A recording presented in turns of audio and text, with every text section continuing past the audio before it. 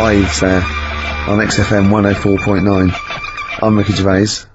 Steve Merchant. He's with you. Oh yeah. Yeah. Sentences and all that. Just using the traditional English language. But you put me off, you pointed to yourself, and I just said Steve Merchant. We do that every week. You introduce me, you say with me, and I go Steve Merchant. No, yeah. So no, it's a catchphase that everyone's waiting to hear it. No, but usually I go Ricky Gervais and you go with Steve Merchant, but this time you pointed to you, so I said it. But I didn't say it. It caught me off guard, so I didn't use the sentence.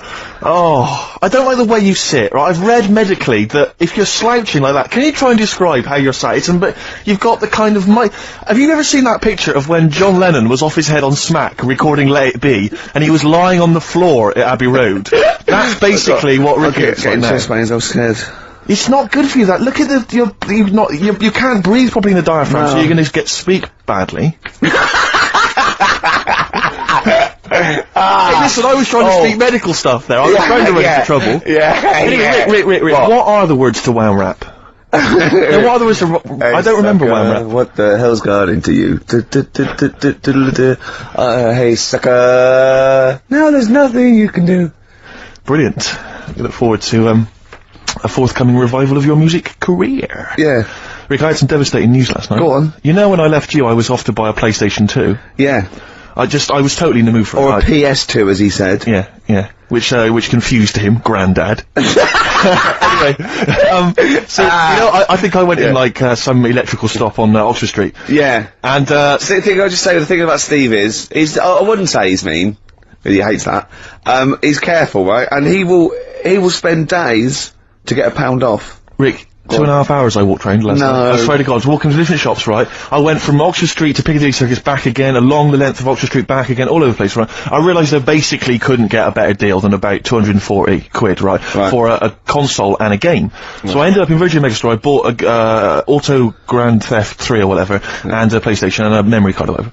So I shoot off, and I'm walking off, and I'm going to the Tube, and I walk all the way to HMV, on, opposite Bond Street, and I just popped in there because I'd forgotten to get something, and I went downstairs, and I was walking past the, PlayStations, and it went, if you buy a PlayStation 2, you can get Grand Theft Auto 3 with £20 off. Oh. I was absolutely devastated. What did you do? I crumbled. I didn't know what to do. I was thinking of taking it back to Virgin Megastore, going, it's faulty. But like before, you haven't even got home yet. Oh, I can tell. No, I didn't mean to buy this, though. What did you buy? Keyboard. Exactly. So the problem is, when I get it back and I wire it up and that, all I can see is the cars are racing around the track. All I'm thinking is, it's like one of those cartoons when a really hungry bloke could just see his mate as like a big chicken. All I could see on the TV was just a £20 note just floating. It was an absolute night. I'm just devastated by it. 20 quid, I could have bought like another cheap game for that. We went did I tell you this? Would you give me £20 and then I'll shut up about it? yeah, we went to the casino once, a group of us, and I lost about 100 quid, and it was a, great, it was someone's birthday, I think it was Jane's birthday, and Steve, after 3 hours of gambling, had lost the £20 he got out to play with, right? I was going, you're really gutted, aren't you? He just went, have you any idea how much cheese I could get for £20? Yeah. Cold meats. Yeah. For £20, and there it is again last night. £20, I'm robbed of £20. Literally, they've taken it from my hand. Yeah. The HMV people. I can't believe taken that and they've... I'm gonna try and think of some things to cheer you up. Should we play some songs?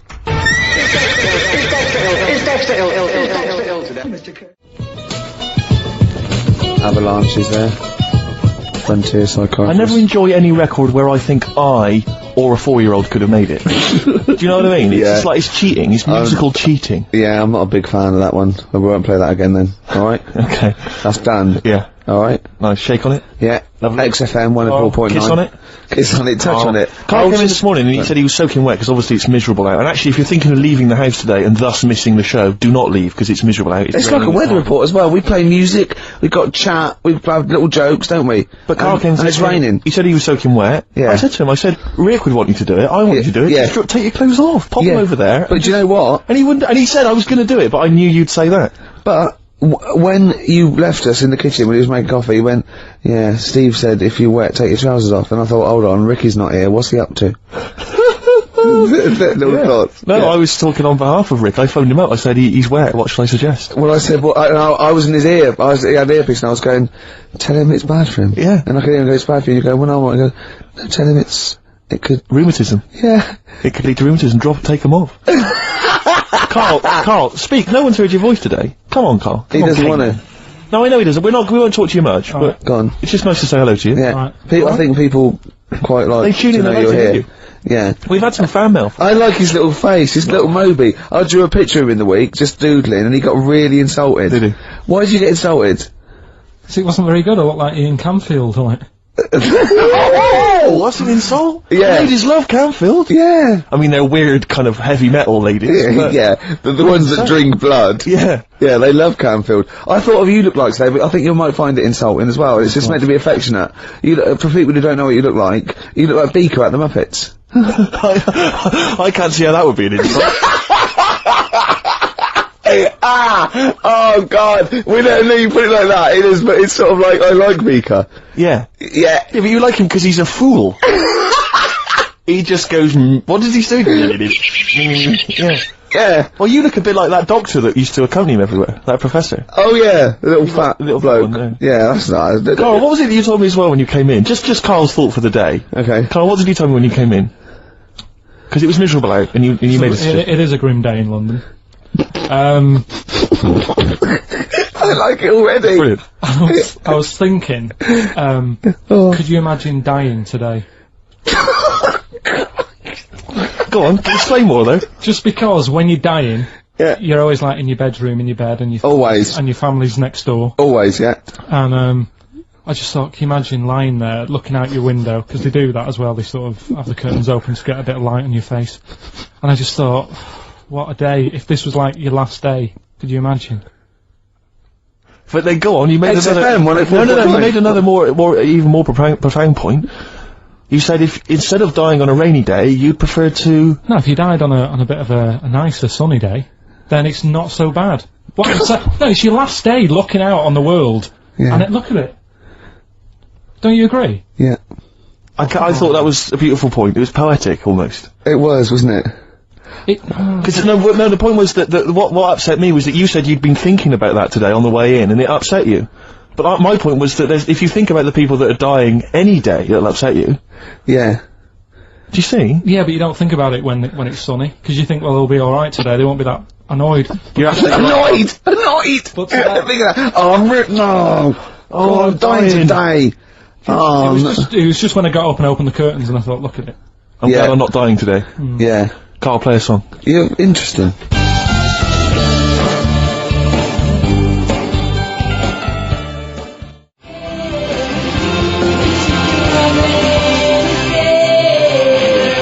Mole Historical Society, watching Xanadu on XFM 104.9. I'm Ricky Gervais. With me, Steve Merchant. See, it doesn't work if you say with me, Steve No, Merchant. it doesn't work. I've got to say I've either got to say with me, Steve, or you just go with Steve Merchant. Sure. See what I mean? Okay. It's not as easy, is it? No, it's not. No. It's not as easy as it seems. You know this, right? I mean, What? the radio show. Oh, yeah, We yeah. do, right? Well, we just come in and we don't plan them, we just sort of like chat. And they still pay us, it seems to go down well. Should we just do this all day?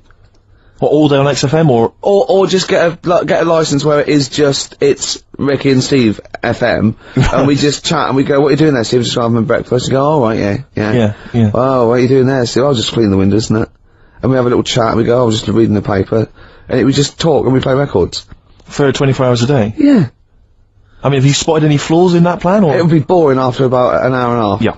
Is that it? Yeah. Oh, okay. I mean, this is boring now. No, And we've only done 20 minutes. No, it's just we were talking about Carl having a thought, remember?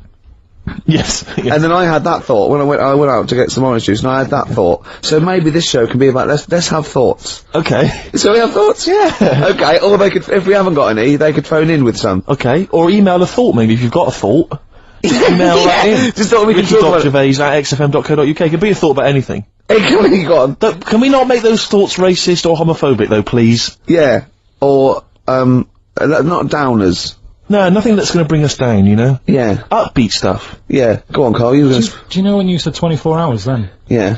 Do you know how much it takes to run one of the escalators on the underground for 20 hours a day? How much it costs a year to do that? To run it how long? 20 hours a day? Yeah, that's what it runs. Is this another of your facts? Mhm. These are always substantiated by an independent source, aren't they?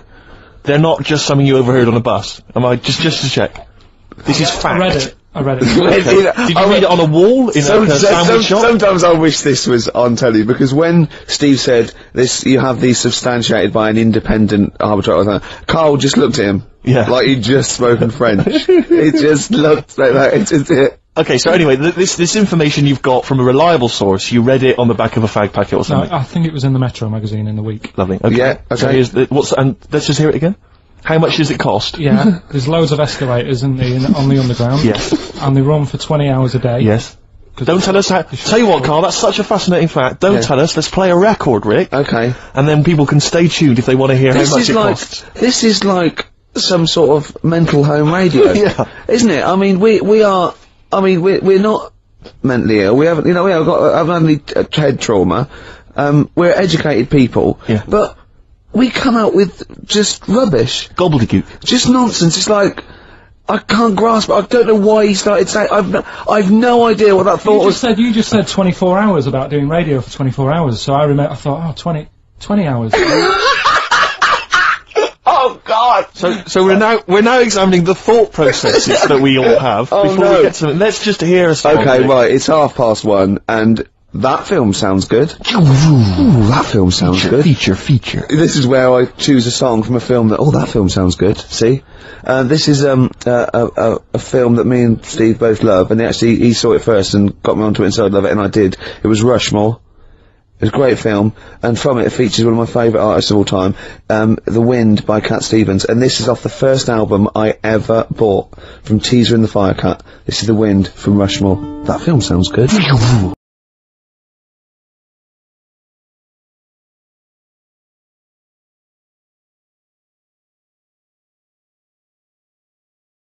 Cat Stevens, The Wind. Elegant. It's a beautiful song. The album is a superb album. It's seminal. It's just has some great songs on there. I feel like playing another one, maybe a Song for the Lovers. Maybe do it later, yeah. Maybe I could do that, yeah. It's beautiful. I have to say I've seen the follow-up to Rushmore. If you enjoy Rushmore, it's this new film, The Royal Tenenbaums, with amazing cast. Ben Stiller's in it, Gwyneth Paltrow, and Gene Hackman in his Golden Globe-winning performance. Oh, yeah. Same sort of thing as Rushmore, same kind of style, but lovely sort of kind of family comedy. Absolute dynamite, and again, a brilliant soundtrack. Nico is on there, Nick Drake, all kinds of treats. Forthcoming in the cinemas, Rick. You say the follow-up, is it the It's not a sequel. It's the same director, same writer, right. Some of the same cast. Bill Murray makes another appearance. Same style. Haven't the Swingers lot done another one? They have. Their new film's Made, with the same Jon Favreau and Vince Vaughn. Again, dynamite, really good fun. Not as kind of perceptive as Swingers, but certainly as much fun. Have you seen Swingers, Karl?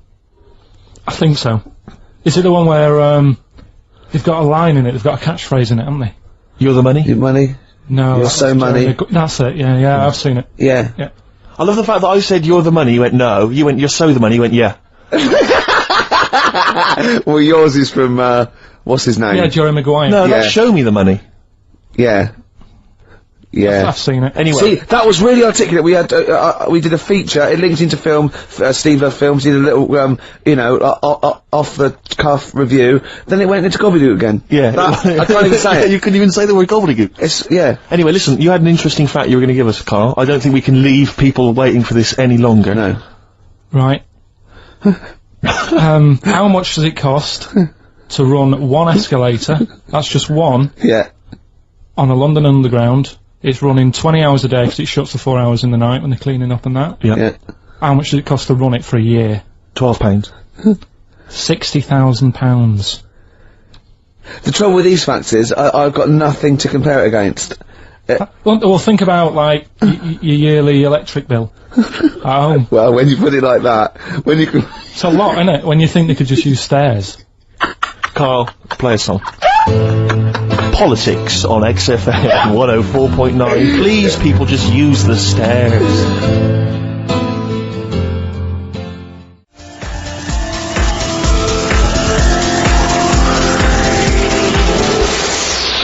Kennedy Brothers, Star Guitar. I'm gonna be honest, Steve. I like the video more than the song. Agreed. Good. Yeah. I just wish we could maybe tape the bits we're not on air, just because that's when Karl comes into his own. Yeah. He just said to me, I don't know what I was doing, I was sort of like pottering around, dancing around, doing something annoying probably, and he just looked at me, I don't know, and he was looking at me, and I looked back, and he went, have you ever used a Y-front properly? Genius. It's a great question, because the answer is definitely no. Definitely no. Does anyone use their Y-front properly? And by that, I mean, get your winky out of the little sort of, slot provided, as opposed to, like, put it to one side or pull them down or whatever. Has anyone used a Y-front properly? I don't think I've ever done it. I don't think I've ever done it. I've never seen anyone in a toilet doing it, Rick. You should be looking. I wish I hadn't said that. I caught ya. Really? Yeah. That's actually how you prove people are gay. Yeah. You get them into this conversation. Yeah, it's a trap. Yeah, it's a trap. It was the trap. Yeah. I'm not gay, by the way. Yeah. You didn't prove I was gay, I double bluffed you. Because I knew the old gay trick. I thought it was the old gay lord say no thing. That is another method. Yeah, there's innumerable methods of doing it. That's how Oscar Wilde was caught. Yeah. Yeah. What happened there? Well, the judge went to him, did you see that film last night? Gay Lord Say No, and he went no, and they went take him away. Yeah. Take him down to the cells. Yeah, take him to Reading. It is true. Well, it originated in America. Yeah. So many of these things do. It's a brilliant point, Carl. I'd like to hear from anyone listening who's, and I mean, well, they'll just lie, wouldn't they, I suppose? Yeah. I don't even use, sort of flies. No? Usually. I sort of pull my Y-front, my sort of tracksuit. So that's why I wear sort of like elasticated waistbands all the time. Exactly. Just sort Speed. of like... Yeah. You got to get in there with the minimum of effort. Yeah, and out. Sure. Often I won't shake. No, well, no. To my detriment, because it often leaks out a little bit later, doesn't it? Ever been out on a date with a girl where it's just trickled down your leg and you wish it hadn't, and you're thinking, what if she gets my trousers off later? She might smell or see it. What? What? I don't know. I don't know what I said there. Right. Rick, I had for Christmas something which I think might excite you and interest you, because I know you're obsessed and interested by facts. Yeah. Don't fiddle with the microphone. Well, I was just looking at what it was underneath it. Stop, listen to what I'm saying. I know, no, listen, let me explain. People could hear you moving the microphone. Could they? Yeah, I can hear it in my headphones. You know, it's the little pop shield that goes over the mic. Yeah. I was going to see what way the mic was facing, so I just had a look. Who cares? No one's interested. Leave it. Carl, I'll tell you if there's a problem. Alright. Why am I talking like that? So this is a book, it's just facts and trivia. It's edited by Sir Isaac Asimov, who I think's dead. So I don't know when my parents bought this book. I assume it's sort of from a second-hand shop or something. Right. It's quite long, but I got it for Christmas. I keep meaning to bring it in, because generally the facts are quite sensible in here. And I like to think if Isaac's been involved, they're probably substantiated. It's not like, kind of just this nonsense on the web. I think that this is probably... Or up in Greg's the Baker's that Carl gets most of his facts from. The ancient Egyptians trained baboons to wait on tables. Carl, fascinated. Brilliant. That's fantastic. But what my point about that is, why did they stop? Yeah. It's a genius idea. Would you not want to go to a restaurant where they had baboons serving? No, I'll tell you what happened. It might have been like the Planet of the Apes, and they sort of rebelled. One of them could talk, one of them could take his order, and one day went, do you want fries with that? And the bloke got really annoyed and said to answer him back, and then there was some sort of rebellion. Right. The Planet of the Apes isn't true, is it? It's not a documentary. Right, okay. I wonder, because what I like the idea of having baboons is the fact that I reckon they're, like, I have difficulty, and I'm sure you do, Carl, like, working out that sort of 10%, you know, on a bill. Yeah. I reckon baboons would find that particularly hard. I reckon you could get away with under-tipping them all the time. Yeah, exactly. Just not leaving enough and just legging it. Exactly. They go away and you go, sucker. Yeah, exactly. So I'd love to see some baboon restaurants. If there's any restaurateurs out there, so tell us comment on someone. If you do go to a restaurant and you've been waiting on us, please don't order the banana daiquiri, because it comes half-eaten. They can't help their little selves. They really can't. They're okay with, like, you know, beef and steak and chips and all that. But there's a little bag. I go, do you... Can you imagine that, the baboons serving at waiting tables? It's genius. Just stop to think about that. It's absolutely incredible. Yeah. It's absolutely dynamite. Yeah. See, zoos would be a lot more popular if there was, like, the canteen and you could go... If they were serving tickets to two... yeah, exactly. One child row. Okay, goes through there. I think they should do other things, like in the Flintstones, they used to mix cement in that bird's kind of... Pelican, yeah. We should start doing that again. Because that also happened in ancient times. Yeah, exactly. According to the Flintstones. Yeah, before they had proper cement mixers, that's what they did. That was how they did it. Definitely, Just animal facts. I remembered one in the week. Go on. There was, do you know them two gay American men who have tigers? Well, they're not necessarily gay. No one actually knows if they are gay or not. They are. Alright. Okay, well, Gilbert and George, is it? No, that's those artists. They're called Siegfried and Roy. But anyway... Who may or may not be gay. Yeah, and if they are, so what? And if they are, so what? But if they're not, and they don't... I just said that so you knew I was talking about, sure. Okay, the two gay ones, go on. Two possibly gay guys. Yeah, let's not worry about libel law anymore then, or... Yeah, if you shave a tiger's head... Whoa. Whoa. Right, okay. You've got to treat that sentence with a lot more reverence than you did. Think what you're saying. If you shave a tiger's head... Not just its head, its whole body. Oh, sorry. Sorry, yeah. So I thought you were getting weird. Go on, then. Yeah, if you shave a tiger, yeah, go on. It's still stripy underneath. The skin's... Is it like rock? It goes all the way through. Yeah, that's amazing. Where did you hear that one? I remembered that, like, I was that a drunk just shouting it in the street? I shaved a tiger and it's still stripy. Get out of here. Yeah. I must make a note of that, thinks Carl. Yeah, that's an interesting fact. Well, you know a polar bear? Polar bear's skin is actually black, and its fur is transparent, not white, and it gives the illusion, so it gets all the radiation possible from the sun, but it's still camouflaged.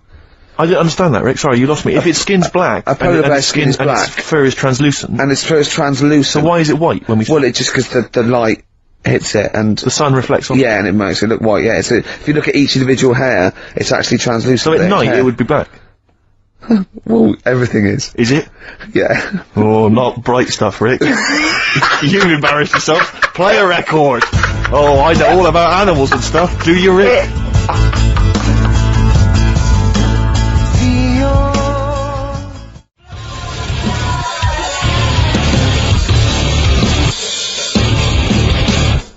P-O-D. Bit of pod there. Alive. That's grown on me. Yeah, it's not bad. You know, it rocks. I mean, we've got to give it that. I will certainly give it that, Rick. Yeah, XFM 104.9. Ricky Gervais. With me, Steve Merchant. So more from the facts and trivia book. Edited, as I say, by Sir Isaac Asimov, so not just overheard on the tube or by a drunk. Well, he might have overheard him on a tube by a drunk. And just put him in a book. Yes. Listen to the whole fact here before you make any judgments. Okay. Sauerkraut was renamed Liberty Cabbage by Americans during World War I. Sure. In their denunciation of all things German, some Americans actually kicked Dachshunds. Are the little dogs? Yeah. Little German dogs, just give them a kicking. Because they were German. Or they were derived from Germany. I don't know if they got to like a small sort of French village and just said, bring out your Dachshunds. Why, what are you going to do to them? Nothing. Give them a little bit of food or something. You're not going to kick them, are you? Got no, some milk. I've heard about you Americans. No, just bring out the little sausage dog. We usually say it aggressively. You said that aggressively, like... Well, no, bring out the little sausage dog. Okay. Well, you're not going to hurt it, though. Of course I'm not. If you hurt it now, it's like, it's against the Geneva Convention. I'm not going to kick it. Well, I didn't even bring up kicking. I didn't even mention kicking, so why have you done that? I don't know. Well, I haven't got a Dachshund. Oh. Sacre bleu. Yeah. Sorry. That thing down my trousers is just a baguette. Yeah. Do you remember that, Carl? Do you remember that? Dynamite fact. Baguettes were invented by Napoleon so he could carry them down his leg. We just find there's one more here that I thought might, I know that there's a lot of those kind of amusing laws and stuff, antiquated laws and that on the web and things, but again, it's Asimov. I'm thinking it's true. City Ordinance number 352 in Pacific Grove, California, makes it a misdemeanor to kill or threaten a butterfly. Threaten? Yeah, you can't even threaten a butterfly. So it goes... Don't even look at it aggressively. Yeah, butterfly comes down and I go, what are you looking at? I go, nothing. Yeah. And he goes, Judge! What? Yeah. Bloke looking at me with a net. I wasn't doing anything, I'm fishing. But see, the thing about that is, a lot of the kind of, sort of the wilder butterflies from the wrong side of the tracks, they're just going to take advantage of it. They're going to cruise around, they're going to be playing loud music, abusing old people. They're untouchable. And they're going to go, have you got a problem with that? Exactly, you go, and no. you're going to go, no. No, it's fine, go about your business. No. Butterflies there, Rick, in California, running amok. Yeah. Should repeat it. Yeah. There's another one that I think you'll be a fan of. Oh, it might take me a while to find it. Maybe we should play a track. Oh, wow, that says us nicely. That's a lovely link. That thing about you said about playing a track. Keep going. This is Song for the Lovers, and I've chosen a great track here, by Lloyd Cole. Oft forgotten, but a great singer-songwriter. And this is one of his, best songs, I think. In fact, I think Sandy Shaw covered it in the mid-80s when she had a little bit of that resurgence. It's, Are You Ready to Be Heartbroken? And it's, Song for the Lovers. Lovely tune. Enjoy.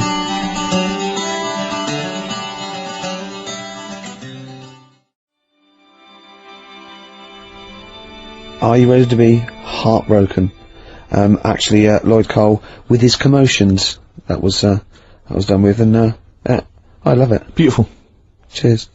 Facts and trivia, the last one, Rick. Go on. This is a sobering lesson for us all. Go on. At the Pan American Exposition in Buffalo in 1901, President William McKinley received a line of citizens, shaking hands with each. In the line was a man with a handkerchief covering one hand. Neither of the two Secret Service men guarding the president was curious enough to take a look at what might be under the handkerchief in the hand of the man. Leon Golzgolz, an anarchist. What he had was a loaded revolver, and when the president thrust his right hand out for the shake, Zolgozd fired twice. McKinley died a week later. So, what he did there, it was outwit the might of, presumably, the FBI or the Secret Service by covering the gun with a handkerchief. Clever. That's brilliant. It's absolute genius. Just think how they had to explain that. And they go, how did he get close enough and shoot the president? And they go, we didn't see the gun. Why? Covered it with a hanky, did he? Oh, well, you're not to blame then. Exactly, we can't compete with that sort of, you know, didn't you think to look under the hanky? No. Well, probably just thought it was a hand. Of course, because that's what a hand would be. Did you not think he was probably holding a gun or something? Didn't do that. We didn't train. We didn't do hiding it with a hanky, did we? Alright, if you didn't do it, then it's not your fault. Don't worry about it. But he lived, did he, for a week? The president lived with it for a week, yeah. That's because they had to go to him and they're probably shuffling around his bed going, sorry about that. Why didn't you look? I had a hanky, did he? Oh, well, they're now in jail. Well, they were. Go on. Well, when we went into the jail to give him some bread and water, he had a hanky over his hand. Right, yeah. We thought nothing of it. Sure. And it was a gun? Yeah. It was a gun and he got out. See, do you remember the gun? Yeah. That's terrible, isn't it? It's pathetic. No one's used that method since. I know. Because it was effective there, but you don't hear about that now. No. People using all kinds of elaborate methods to assassinate people, poisoning their wine.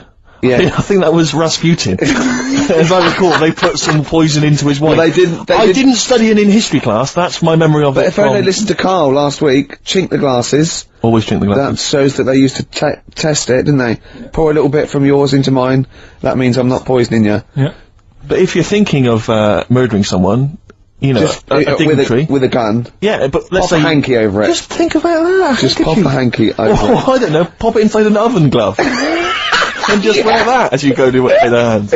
Or sooty. Or one of those big gladiator-style pointing foam hands that you used to have on gladiators. Yeah. That was genius. Yeah. I'm just using this because I love the president. No gun in there, is there? No. Just a big finger. Check if you want. Yeah. Well, no, we won't then if you said check. Right? That's unlucky. Have I ever told you my method, Karl, my genius method of assassinating someone? This is brilliant. This is the ultimate crime. Oh, is this the ice cube one?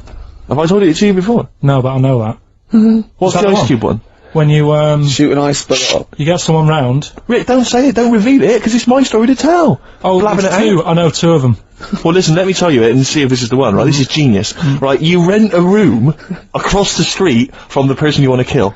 Right? And then when their window's open one day, right, what you've done is you've made an arrow from ice. Okay, and then what you do is you train like to become a brilliant marksman with a bow and arrow. It's an old one. It is brilliant, but this is why it's classic. And then you shoot them with the arrow. It goes across the street into their heart, kills them instantly. But what's brilliant is the arrow, the murder weapon, it then melts, dries out. There's no murder weapon. And then you can take apart the bow. Another one, Steve, is to stab them, then take it out and walk away. No murder weapon. No, but there's but you've got to get into the building. This is the point. You're across the street. Right. The only thing that could get you is if someone saw you shooting an arrow. What about an arrow on a string? Arrow on a string? What are you talking about? No, not an arrow on a string, because that's not going to work. What if the string broke as you were trying to loot? Good point. No, Rick, the ice arrow is the only way. The ice arrow is the only perfect method of assassination. That was on Columbo. Was it? But there's another one. Do you know, like I was saying about the murder weapon's irrelevant, Steve. What? The fact that it's a murder weapon, that is irrelevant. No, because there's fingerprints on it and stuff. Yeah, but Africa, I defy you to win. There's no fingerprints on a bullet when it goes through your head at 12,000 miles an hour. They can trace it to the same gun, can't they? They can figure that out. Throw the gun away! No, but they'll find the gun, they always find the gun! Burn it! No, you can't burn a gun. Rick, my point is... Melt it. No, the point is his fingerprints and stuff. Well, no, wipe it. Ricky, never Wear try and kill gloves. someone. Wear gloves. They'll catch up with you. They'll always catch up with Will you. they? Oh, I won't then. The ice arrow is the only way. No, The ice arrow. I bet that was the one case that Columbo didn't solve. That's one of them. The other one is, do you know I was saying the other week about the drinks and you chink your glasses and stuff? Yeah. A way around that, put the poison in the ice cube, you quickly have a swig before it's melted, Before it's and they'll melted. go, that's alright, I can drink that, it's not dangerous. Just say, oh, I'm gonna show you some pictures or something. Let the ice cube melt, the poison goes in the drink, you say, oh, knock that back. Yeah. You look thirsty, they'll have it, they'll die. Genius. That is good. Carl, you and I, man, we're like criminal masterminds. Yeah. What happens when they find the poison in the body and go, well, he was at Carl's house drinking, it might have been... You'd have legged it. Oh, yeah. He'd have been off with his missus and like £30,000 or whatever it was. Yeah. Wouldn't it? Yeah. So that's perfect as well, is That it? is the perfect crime, So, Rick. hold on, are all perfect crimes to do with ice? Pretty much.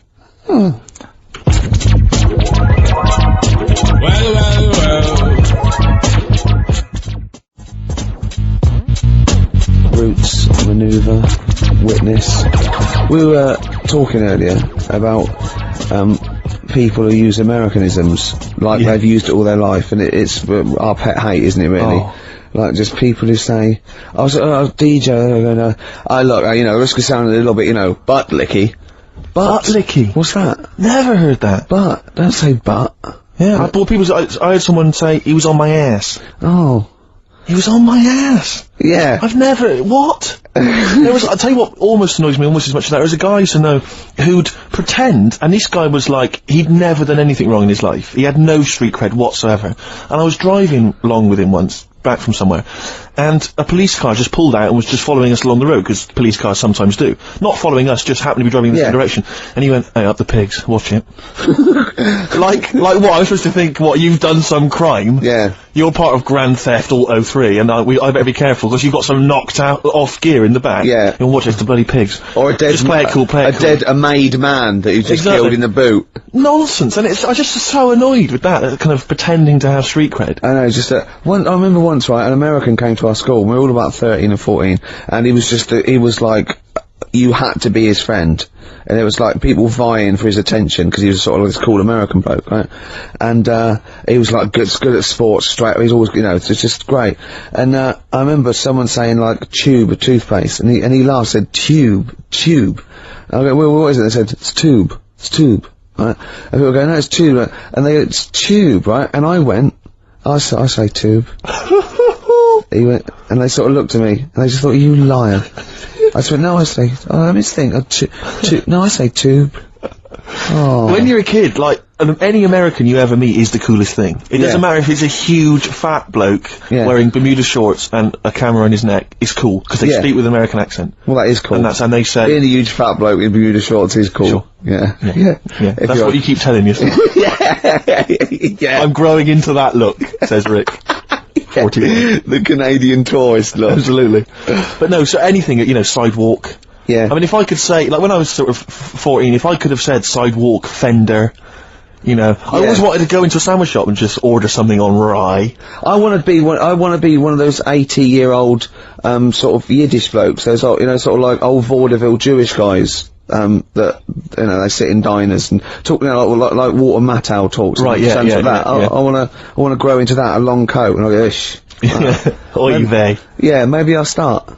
Yeah. Well, convert to Judaism initially. Yeah. Be your first port of call, and then just tour the vaudevillian, circuit. Yeah. In the Catskills. What am I, some kind of schmuck? Yeah. Something like that. What do you, Carl, would you like to be American? No, not at all. Really? Got me nerves. When I was in, Get on me nerves! A whole nation there, reduced. When I was in Barbados at Christmas. Oh, name drop. Right? Yeah. There's loads of them there, because that's... Was that when you were doing a bit of extra sort of waiting? Because you were sort of your girlfriend was cleaning rooms, wasn't she? Went there for Christmas, and there's loads of them there, because that's like really close to America. That's like Blackpool is to Manchester type It's thing. exactly like that. So that's the analogy a lot of Americans use. So, but I think they call it the tropical Blackpool. but they were going on. That's in all the brochures, I'm sure. Right. Yeah. And serious now, but Yeah, we're going on about the September 11th thing. Yeah. But they call it the of course this is American. Of course Brilliant. the 9/11 The 9/11. That's what they call it. Really? Oh, that's awful. That is, so it's like people who say 24/7. Yeah. Well, I'm working Americans my say ass that. off 24/7. Well, Americans that say that. Well, they're allowed though. Oh, Americans are. I'm talking about an English person who might say it. Yeah. Fool. Yeah, no, that's terrible. Yeah. Do that American accent again? Yeah, of course, the 9/11. Where are you from? What? Can we Which part of America is that? That's how they sounded in Barbados. Sure. Sure. But Can you Carl, do any other impression? but Carl doesn't, I very much doubt that Carl likes newfangled countries like America. Yeah. He doesn't like London. No, true. So he's not gonna Have you been like, to America? Yeah. Did you enjoy it? Went to Florida. No, they got me again. Got on your nerves? Yeah. Went for some food. yeah. And it was the last few days. I didn't take much money with me, and we were in Florida, and we were hungry, and we went for some steak, and we had our dinner and that, and I think it's their equivalent to the Angus Steakhouse. Yeah. Right. And sat down, had the steak, and that's huge, big portions. But anyway, we didn't have much money left, and we had like another 2 days left, so we didn't leave.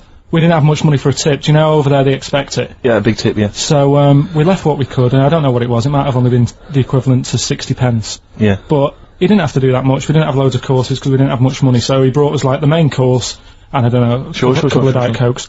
And anyway, left them the 60p. Yeah. On the way out, and he comes running over. Excuse me, sir, you can have this back. Because it wasn't enough. I mean, Yeah. it's outrageous. What did you say? I said, all right then. Well, I needed it. I mean, I thought it was nice to leave them something, but obviously it wasn't enough, so got us a couple of more. Is it good Cokes. fun with you on holiday? I mean, do you enjoy yourself? Yeah. Do people go with you on holiday? I get bored after about 4 days. You surprise me. What do you expect out of a holiday, Carl? What do you go Sort for? of soak up some of the culture. Yeah. You liar. You liar. What did you learn about Barbados while you were there? A lot of crabs on the beach. I just imagine him sitting there with his knotted hanky on his head. People let us sparkle as they're walking down the street. Can't see their faces, but I'm not.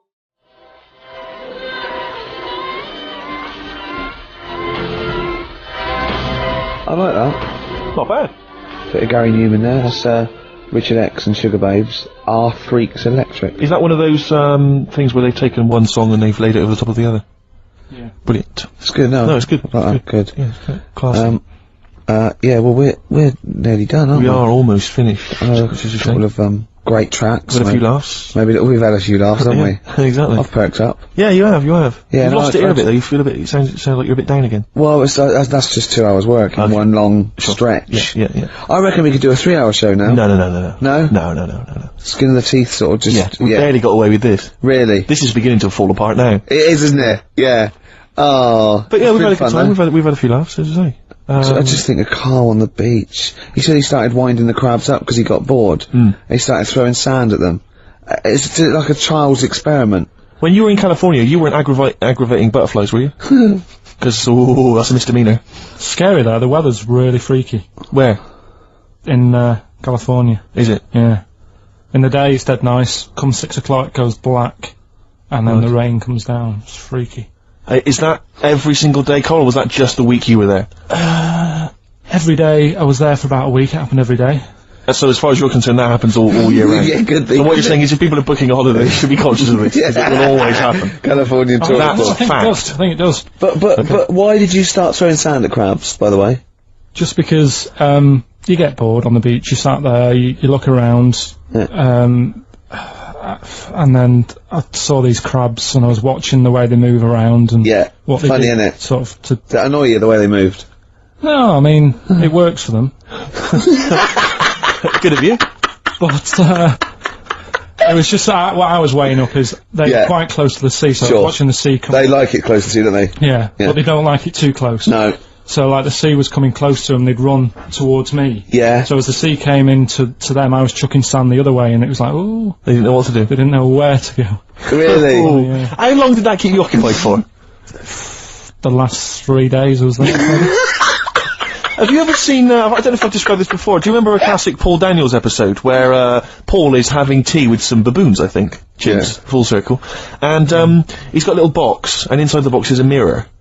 And he gives it to the chimp, and it looks in the box, and it's confused by its own reflection, it can't figure it out. So it's looking behind the box, trying to figure out, is there another monkey behind it? Yeah. Goes on like that, it's dazed and confused. It was there for weeks, just staring into it. I imagine you're a bit like that on the beach with the crabs. Yeah, that's great. I think that's my analogy. Paul Paul Daniels chimps. Yeah, I kept a crab once for a week when we went to Bognor. It was me, my mum, and my nan in an. Oh, party time! Oh man, alive! You haven't lived until you've woken up to the sound at 3 o'clock in the morning of your nan having a wee in a tin bucket and echoing round a caravan. Man alive! Yeah, I was about 9. You'd brought a chick back. I was about 9, right? And I just kept a crab in a first day I found the bucket? In a I don't know where it came from. No, I found it on the beach and I brought it back and I kept it in a little bowl in the sink. And then the last day, it started to smell a bit. And then the last day, Mum said, go and put it back.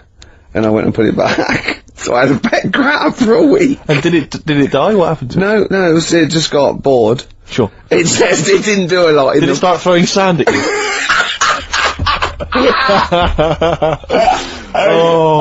Listen, I think we better play some music because we've got a few songs to squeeze in. I just wanted to play a track. I was watching MTV the other day and I was a bit confused. Yeah, so was I like that. Because, I saw a video for the Electric Soft Parade's Silent to the Dark. Yeah. But it was called Silent to the Dark 2, but it was the same song. It sounds like they've redone it. The video is different to the old video. I was very confused. Hopefully someone will phone in and solve it for me. Anyway, this is the original Silent to the Dark. Still a good track. Let's hear it, Carl.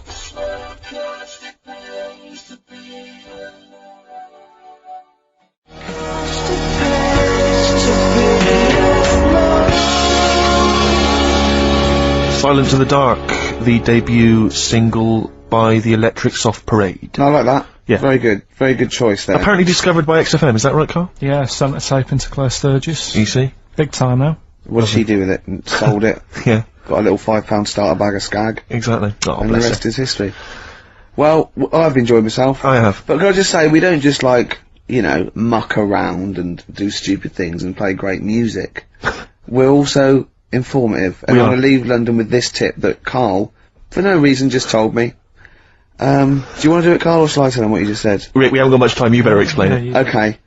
He said, you've been on the Millennium Wheel? I went, no. He went, well, if you do, here's a tip. Go when there's lots of disabled people on there. And I was up for it. I went, why? He went, you get more for your money, because they have to keep stopping and letting them off. You get an extra 6 minutes. Alright? Good, solid advice if you're do maybe that go there today or tomorrow. Yeah. Thanks. Song for the ladies, Rick. I'll leave you with Lamb Chop. A lot of people aren't a fan of Lamb Chop for some reason. They don't like the way he sings, but this is a beautiful song. That's the reason. Up with people. See ya. Bye.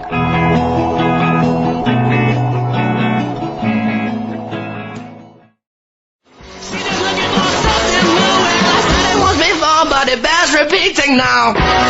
White Stripes, fell in love with a girl, XFM 104.9, 1:05 of a Saturday. That's what DJs say. Of a Saturday, yeah. Yeah, of a Saturday. Fast approaching. Yeah, time fast approaching 1:10. What do you mean it's fast approaching? What's it speeding up, is it? Time's speeding up as it gets towards 2:10. Shut up. Ricky Gervais, obviously. With him, Steve Merchant. Yeah, and Karl Pilkington. Let's not forget Karl P, the K-man. He's growing on people now. Love him. People love People was thinking, oh God, he's too much. Now going, they love him. Like, same as you. I mean, they still think you talk a little bit too much, but I mean, they love Karl. But, I shouldn't say that because it'll rock your confidence. Exactly. Yeah. No, I am a man of nerves. Sorry, I'm sidetracked because I'm looking on the internet here, on the website for XFM. Yeah. Because I was, partly bored, but also I was looking on the other day. And that's nothing I said though, was it? No. Right. No. And, there were some people, commenting on the show. Yeah. And one person on there, I'm trying to find it, I don't want to misquote them. Yeah. Basically, as far as I remember, they said that, we knew even less about the music than the DJs that are on in the week. Right. I think that is scientifically impossible. Yeah. So they've embarrassed themselves. Exactly. I think it's impossible. You can't know less than the people that are on I don't think so. It's not going to multiply with 0. You just end up with 0. It doesn't make sense. I checked with Steve Taylor, the man with the knowledge. He should know. But I don't think that's really annoying. It's so annoying because I'd say this, we are passionate about the music and we do know what we're talking about. Yeah. Just because we don't read the back of the CD box, and play the list we're given with the 9 CDs that are on the playlist every month. There's a piece of paper here. The Carl's looking at me like he's thinking, oh no, we're having a go. You've given away the magic of radio. You get pieces of paper here, and they've got little bits of details. So, for instance, White Stripes, this is the next single off White Blood Cells, February 2002. Now, it sounds like we know about the music. We get that off a piece of paper. Exactly. Whereas, when we say about music and we're wrong, at least it's 'cause we didn't know. Exactly. See? Alright? Don't criticise us.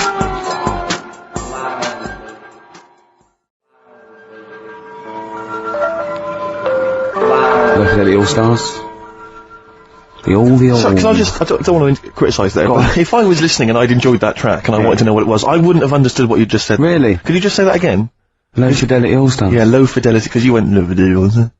I was doing I was doing me DJ talk. No, it's just you didn't know your mouth wide enough. I can't be bothered. No, sure. It takes too much. Look at listen to him crinchling his little crinchling. You're not crinchling. You're not crinchling your Jaffa cakes, are you? If it wasn't going out on air, no one knew. I bet you're one of those people in cinemas that think you're being really quiet eating a bag of crisps, aren't you? Do you go to cinemas? I haven't been for a bit, actually. What do you do, Carl? Carl! What's an entertaining evening for you? Yeah. What would you do to occupy your time? Your hobbies, for instance. Might get a video out from prime time. Right. What would you enjoy that, or would it just be a chore for you? No, I think things like that. You really hate doing that. That's when you really switch off and you forget all your problems and stuff. What? You haven't got any problems? You haven't got any problems, Carl? You don't know that. I put on a face when I'm with you. You wear a mask. Are you crying inside? This is you being the happiest you can be. You're like a clown, aren't you? Oh, Do you think I'm like a hard, miserable man? Because there was somebody else. I don't think you're hard. The other day, and like I said to him, I can't watch The Elephant Man because it upsets me. God, you're the best. You don't know you're doing it. You're the best. Can you watch it? Well, when it gets to that bit where they're carrying him through the village and messing about with his head. Well, do you know, this is true. My dad watched that once, and we were watching it. My mum and my sister and that were all quite moved by it, almost for years, thinking it was a wonderful example of man's inhumanity to man and all those things. Yeah. And my dad just went, "Wouldn't he make an amazing novelty rucksack?" And it cheapened the film for me, and I've never had this sort of. Steve was thinking, he's not that ugly. Ooh. Blimey, here we go. We were laughing at Carl. Can we focus on one person at a time, Rick, please? Let's destroy him first. Oh, God. Tell him what you said to me when that record was playing about the Jaffa Cakes. He bought some Jaffa Cakes, which was lovely. He went across the road and he handed out the Jaffa Cakes. And then I went, oh, thanks very much. And then what did you say? I just remember learning at school. I'm not, like, making fun of the illness, because it's not funny. But, they cure cancer. Jaffa Cakes cure cancer? Not like, fully. Right. They just go some way to helping. Yeah. Do you know, it'll sort of help. If you've got it, you can't say, right, get me a load of Jaffa Cakes. Right. But I think it sort of puts a bit of a stop to it if you haven't got it. Do you know what I mean? It's like having vitamin tablets. Is this medically proven? Should we get Dr. Fox down here to confirm that? I can't. I actually can't cope. You're just play a record. Play a record. Can I just, if anyone has ever survived cancer thanks to Jaffa Cakes, please call in. No, but I didn't say that. And then he went, it's the orange thing in it. And then he tried to read it. He said, I wonder if it's, and he tried to read out this scientific name. But hey, it has tricks, but I think I've seen it before.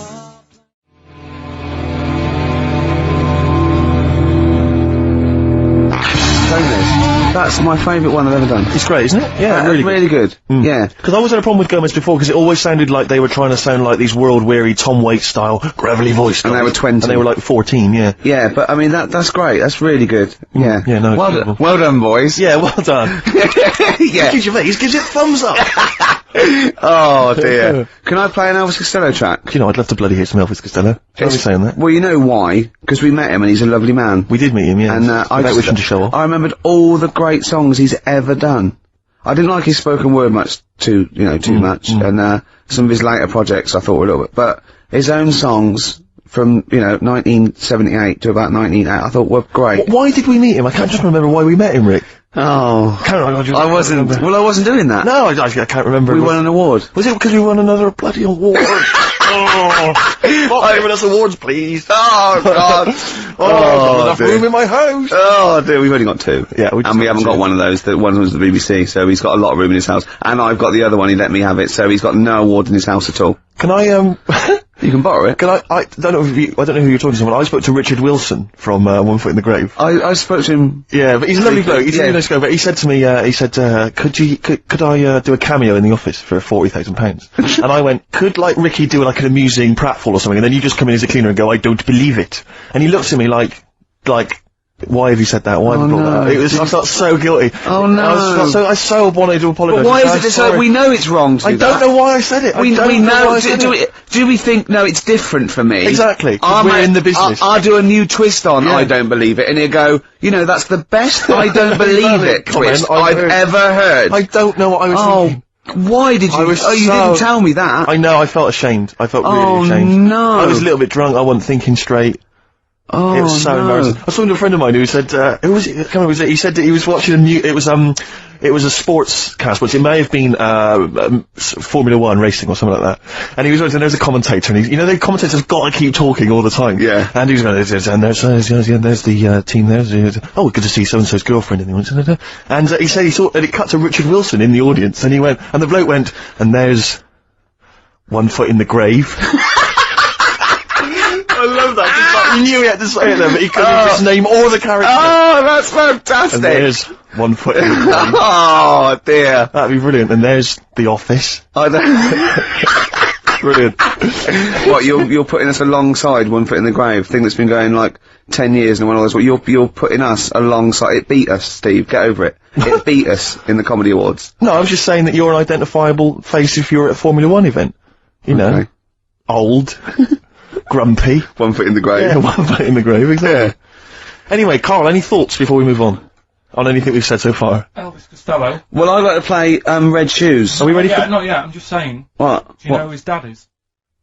Declan McManus. No, I don't know his real name. Declan McManus. He was a big band leader in the 50s or something, wasn't he? No, he was in the White's Lemonade ad. Yeah. Oh! Was he? Oh no, it's so much to do with that. Good, so we're catering there to the audience listening who are 50 and above. Well, I don't, and I'm the target audience. I'm a secret lemonade drinker. White's Lemonade. You must remember that. Never heard that. Oh, those chimps that drink tea. Oh! Once, right, in school, we had a French dictionary, and ice cold coke on the back of my throat. Singing hello summertime, it's the real thing. Remember that? No! Oh, you were there. We translated that into French. Is that the end of that story? Yeah! That's the end of the story? Yeah! But I know it in French. Do it. But it doesn't make sense, we just literally did the word. Go on, I can't believe you remember this. Tres fois, coke, solidarité, among gauche, chante, bonjour, estivale, jump, celebrate. That's the only French you know, isn't it? It's not even French! We just did it word for word, it doesn't make any sense! Can you say another word of French? Can you quote Le Shakespeare? Plume de ma tante. Can you quote anything else? Is there anything else you can quote other than that? Is there anything else you learned at school that you can remember word for word? No? Nothing. Le chat est sur le mur. I don't just mean French, I mean anything. English, maybe a bit of poetry that you can remember? Of course I can, yeah. Go on, quote a bit of poetry for me. Like what? Whatever you remember. Light through on the window breaks, it is the east and Juliet is the sun, the rise first sun and kill the envious moon, who was already sick as well. Anyway. What do you want? Doesn't really count. What? Shakespeare doesn't count? No, because that's everyone knows that one. Oh, going what then? What should I know? The Windhover by Gerald Manley Hopkins. Oh, you can't do that one. I caught this morning's morning minion, Kingdom of Daylight, still thinking about Falcon and his riding of the high. Oh, no, we haven't done Carl yet. Wait a minute, K-Man. Anything you can remember from school that you learned, that you had to maybe, memorise? French. Not necessarily French, you could... anything you can remember. This can be anything you remember from school, apart from the orange stuff stops cancer. Yeah. It's not the cough that carries you off, it's the coffin that carry you off in.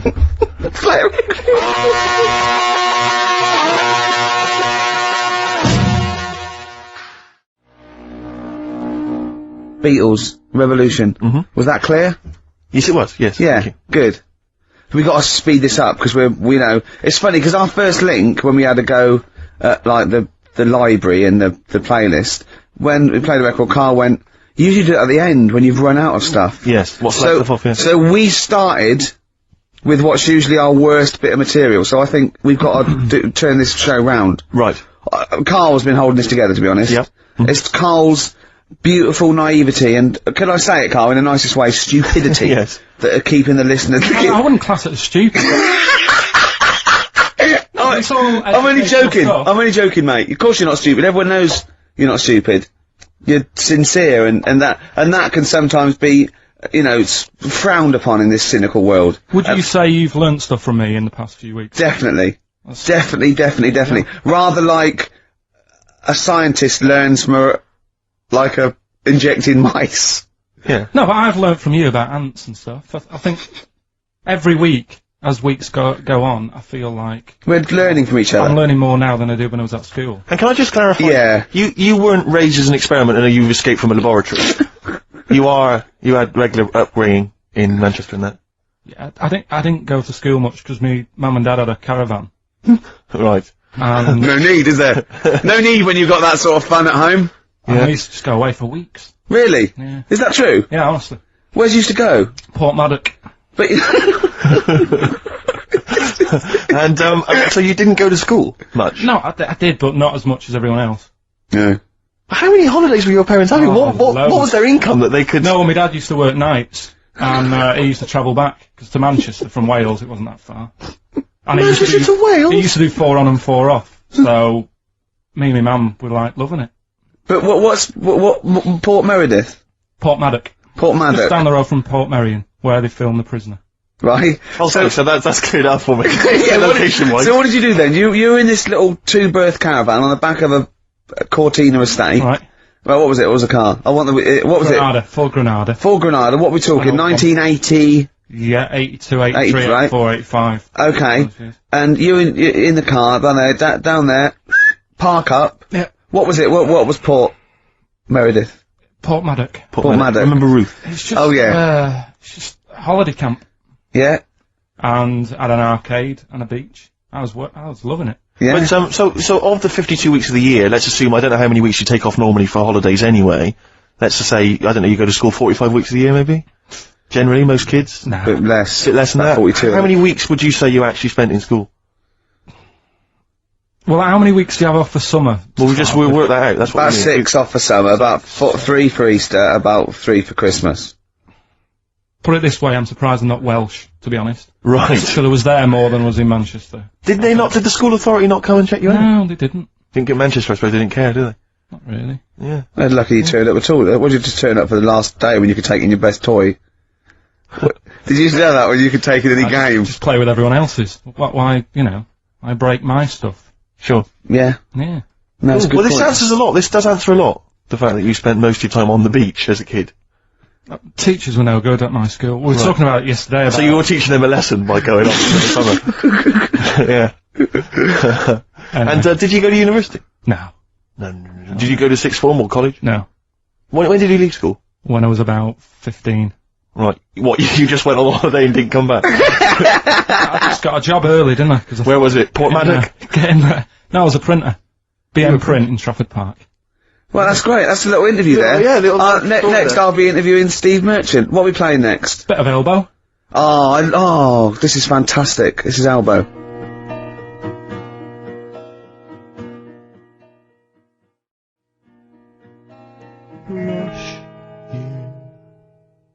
Elbow, Asleep in the Back. I think that is absolutely beautiful. I think Elbow are my favourite new group. We've sang their praises many times and they never phoned to thank us.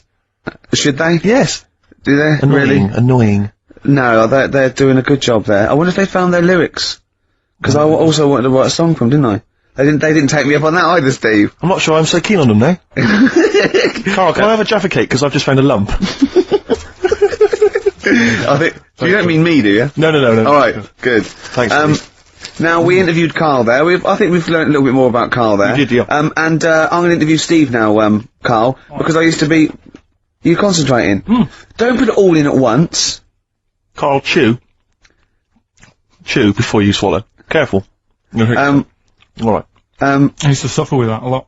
What? Not chewing. The amount of times I nearly died as a kid. What? Forgetting to chew. Choking. Sure. Mint Imperials. My mum stopped that. Drinking them with water. She didn't have to hide them. He's coming out of his shower, isn't he? He's happy Saturdays. He's miserable all week, and he's happy Saturdays, isn't he? Oh, look at him.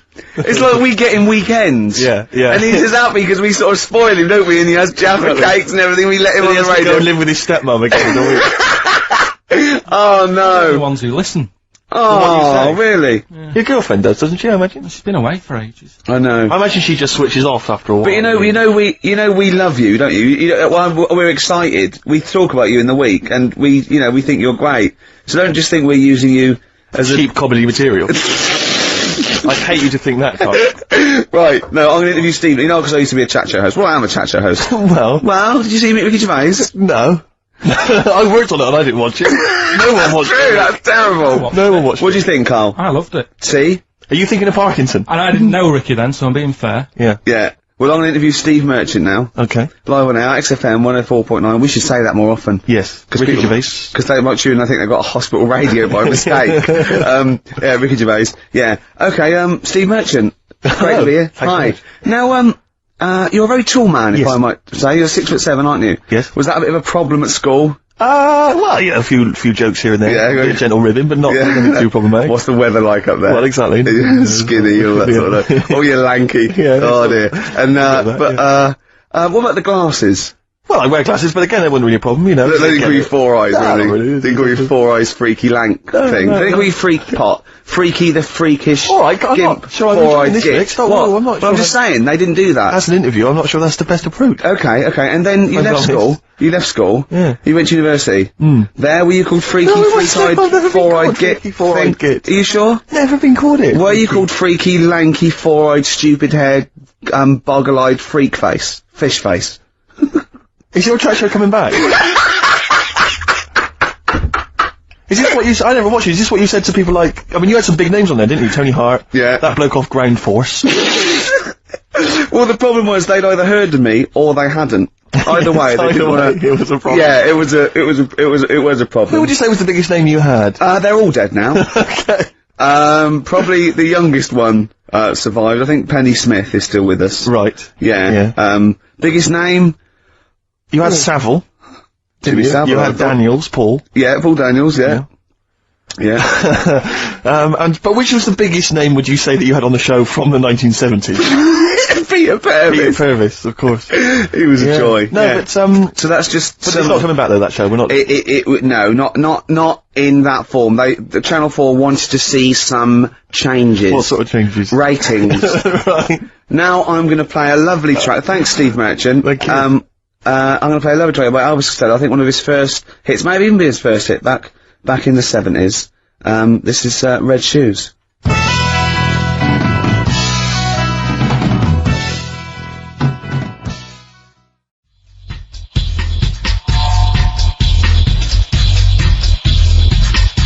Zinger meets Spray, apparently. I've never heard of them. No. Sounds good. It's spelt Spray, though, but Carl reckons it's Spray. Song 2, a cover of, Blur's Song 2. Yes. You wouldn't recognise it, In the would you? dubbed version? No. In an old school reggae dub style. Nice. Lee. Big 'em up. Yeah, all that. Oh, we know all that. All the wording. Yeah. Oh, we know all that, yeah. So, yeah, that was quite interesting. I quite like that. Yeah, that's not bad. Filled up 3 minutes. Before that, Elvis Costello, Red Shoes. Lovely. What a great song. Debut, was it? Debut single? I think so. It's the first one I remember of his, but, you We'll know. probably give Elvis a call, won't we, and chat to him about it. Yeah. He's a pal now. Yeah. The celebrity. Yes. Life. You, because you told me something else about your celebrity world that I thought might be of interest to the listeners. I don't know if you're happy to mention it. What? Your, forthcoming TV appearance? Carl might be interested. Oh, yeah. I've been invited. I don't usually do these things. Yeah. But I sort of quite like the show. I've watched it for a while. It's on Room 101. Have you seen this, Carl? Do you know that show? You don't like it? No. But is it still Nick Hancock as well? No. Who is it? Paul Merton. God, is he still around? I've seen him for ages. He's probably going to be a great pal of mine come Tuesday. No, sir, I mean, that doesn't make any difference. No. Have you got all the channels tuned in right on your TV? Paul Merton's a huge star. He's on all the time. Yeah. No, is he heck? Yeah, he's on Have I Got News For You and all the rest of it. Yeah. What's the rest of it? Well, anyway, look, Room 101 is the show. Room 101 is the show where you put in the things you hate into this imaginary room. And I thought I'd do it because just for a laugh, because, you know, they let you speak and it seems like a bit of fun. What are you going to put in it? Oh, well, ruin it, won't I, for all the listeners? Oh, right, yeah. Switch off now if you don't want to hear what Ricky Gervais is going to put in Room 101. I don't know, just things that irritate me, like, I don't know, I'm putting in noisy people who make unnecessary noise, for one thing. Like, right. Can I just stop you there for just 1 second? I know what you're going to say. No. I was just thinking, just wonder if there's a little case there of the pot calling the kettle black. Because you are the most annoying man ever in the history of all things. I mean, I've met a lot of people in my life, I like to think. Even everyone.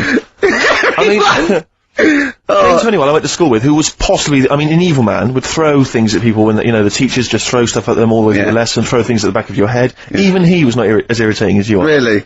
Just the fact that you're just crunching up a plastic spoon now. Well, what's good is that? It's annoying. Yeah, I know, but, It's just, you're so irritating. You're always making the little noises, just little sounds all the time. we were working yesterday, right? And I was typing this, and he had an elastic band between his teeth, right? I don't know how he got, you know how he just seems to end up with an elastic band between his teeth, right? And he was flicking it, so it was making a noise, boom, boom, boom, boom. What were you saying? You were just going, the rain on Spain falls mainly on the plain. The rain in Spain stays mainly on the plain. Just kept doing that, right, repetitively. Yeah. I eventually, what are you doing? What are you up to? He went, sorry. Tried to wrap the elastic band round his face, right? It flipped up, hit him in the nose. Right, he screamed, because that hurt, obviously, it came quite tight. And he said to me, if I can flip this elastic band and hit your glasses, right, not your face, but if I can hit your glasses, can I flip the elastic band at you? I went, well, how am I going to find out if you can, if you might hit my face? He went, well, why don't you cover up the skin on your face, your nose and everything, with some paper? Which he did! Yeah, just to keep you happy. Yeah. And then he flicks it at me, so I grabbed it, flicks it at him. He ran off screaming, swearing at me. Oh, don't frighten me. I was saying, don't be childish. Retaliation is childish. I did it first, so... It's pathetic, endlessly. Just this kind of... No, but you know, that you agree with me on that people who just, like, I can't stand noisy eaters, people who go... No, like that. No, I do agree with that. And people eating crisps, as I said before, people eating crisps in cinemas. Well, anyone who's making noise in the cinema. It's I know. They must be mental. They've gone to see a film, there's people they don't know there, everyone's paid £8. And they're crunching away. Oh, leaving their phones on! I was in the cinema, there was a 16-year-old girl, took a phone call in the cinema, the film was running, she went, hi, yeah, I'm in the cinema, started having a conversation on the phone. I was thinking, how important is this call that you've got to receive? Oh, it's Tokyo ringing, Mr. Yakamoto's there, the deal's going through. It's Saturday afternoon, you should be up there, hairdressers. I was in the cinema. Oh, by the way, Mr. Yakamoto's coming round tonight, and we can't use my pad, so you've got to make him a meal. Yes. Don't you and your wife muck things up for me. But I was in the cinema, it's not long ago, and, I went to see that, I think I was off to see that film, Crouching Tiger, Hidden Dragon, or whatever it's called. You know, well, they could be on the phone for that, because it's subtitles. So it's not going to ruin it, is it? Yeah, it wasn't her. I was sat next to another woman. She was crunching, a big fat woman. No, but he's got a good point there. Loads of people could be on the phone in there, and it wouldn't sort of niggle you. Fine. Well, at least we've cleared that. Imagine if that was true. Well, because, it's like when you go on the tube and read a paper, there's loads of noise, but you can still concentrate, can't you? He's got you! Do you know what That's I mean? such a great point, isn't it? Right, yeah, because it's so easy to lose yourself in that magic realism world, you know, with all the sound effects and music and surging, exciting noise, and there's a woman clattering on going, yeah, well, I'll probably meet you later, Stange. Should we get some Diamond White in and around by the park? Yeah. Switch off. I do it. Yeah, but we know what you're like, Carl. Yeah, you can switch off, Carl. It's like you can turn your ears off. That's the skill you have. It's not the ears, it's the behind the ears. Yeah. It's the process that between the ears and the brain that you can switch off, so we can still hear all these things like a cat. But I was in the one, there was this woman sat next to me, she was a big fan one, she was crunching on some popcorn. Again, that's a crime. Why they're selling popcorn in cinemas? I don't understand why the noisiest... regularly. Why the noisiest food in a cinema? Yeah. I don't understand why that's come about. Yeah. It really makes me angry. Yeah. Exactly right. Smoothies. We want smoothies without straws. Exactly. The trailer for that film AI, Artificial Intelligence, came on. Do you remember that? And the tagline was, David is 11 years old. He weighs 60 pounds. He's 4'6" tall. He has brown hair. His love is real, but he is not. Oh yeah. And she just went, how old was he again? To her boyfriend. Right? Just ruined it. War film trailer comes on for some Pearl Harbor or something. She goes, yeah, don't fancy that. Just announcing this, don't fancy that. Too many war films. So then the trailer, then the opening credit comes on for Crouching Tiger. Before that, you know that thing that comes up that says it's signed by the BBFC and it has the kind of certificate and everything, and that certificate to say what age you have to be. That came up, and it says Crouching Tiger, Hidden Dragon in brackets subtitles. She went, "It's not subtitled, is it?" I thought this was the most famous foreign film for years. It won Oscars, it was a huge film, everyone knew it was foreign. She goes, it went, and so the credits begin, it says Crouching Tiger, Hidden Dragon. She went, "Stupid name for a film." What? She just She wanted paid to see it, she was with her boyfriend. So then it starts, right, and obviously it's in Japanese or Mandarin or something. She's like, yeah, and they're all talking in Japanese. Japanese or Mandarin. Whatever it is, so they're speaking in this, Japanese language, or Oriental language, and she's going, "Don't they sound stupid? Hot ting chong chong chong chong chong. Don't they sound stupid?" She's going, and then the subtitles come up, and it's quite a weird kind of strange language they're talking, and she's going, "Can't make the subtitles out either. It's both gobbledygook." Just wittering on every step of the film. I totally agree with you, but what I like in your telling of it, I know you were getting quite emotional. I genuinely live it. But she went Mandarin or Japanese, some Oriental language. And Well, I don't know what it was. It's a strange language. It's a strange language. Well, anyway, oh dear. So then I moved. I climbed over several seats, made a big huff of, make a big show of moving. Yeah. Sat next to a guy on the phone, just chatting on the phone. Oh, I'd have gone mental at that. So now I hate that film. I didn't enjoy it. I don't like seeing it. I don't want to even think of it. It's subtitles, isn't it? What? Rubbish. That's why I get videos. Yeah, I should have thought that through, Carl. You're absolutely right. Lamb chop. Yeah, let's play Lamb Chop. This is brilliant. This is from this CD that came out recently with Uncut magazine. Occasionally they put out some quite interesting free CDs, and this was one that had various covers of Rolling Stones songs. And a lot of them were, quite shoddy, but this was a brilliant, specially done, I think, for the CD. It's Lamb Chop doing a version of quite an obscure Rolling Stones song called Backstreet Girl. It's just beautiful. Let's hear it.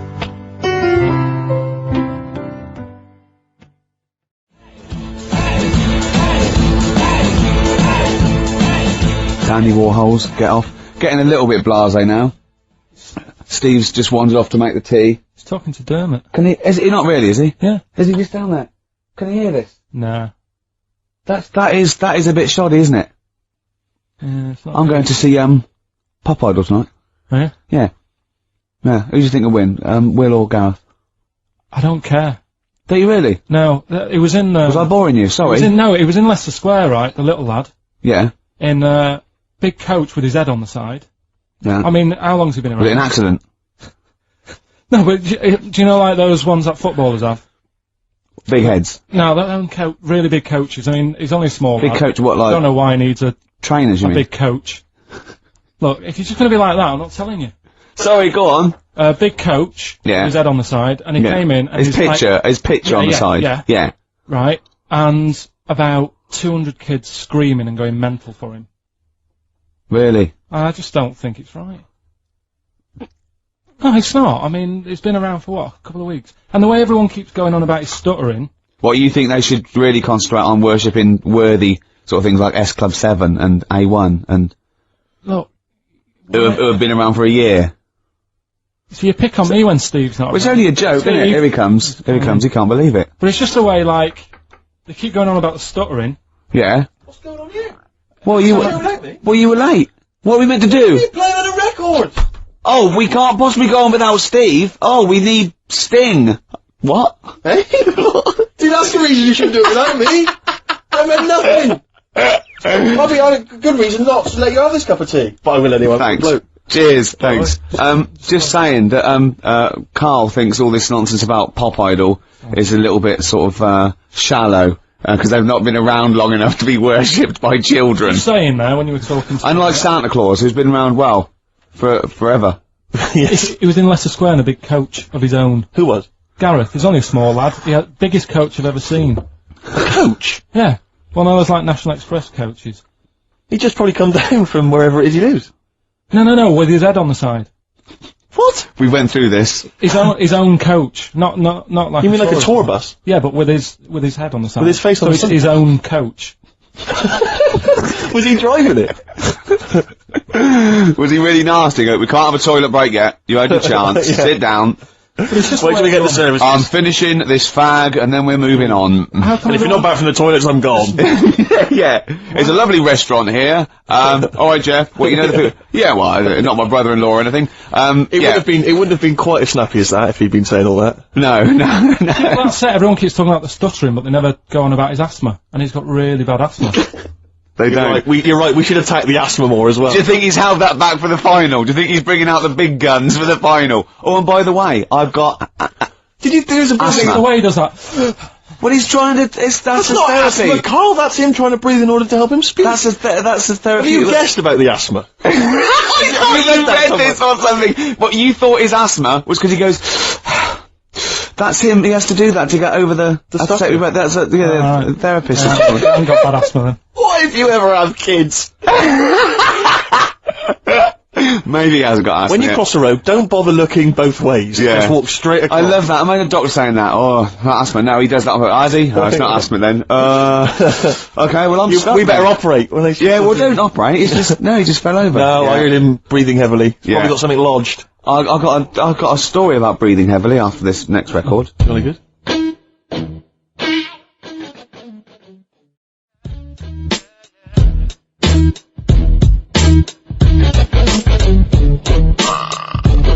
Munch.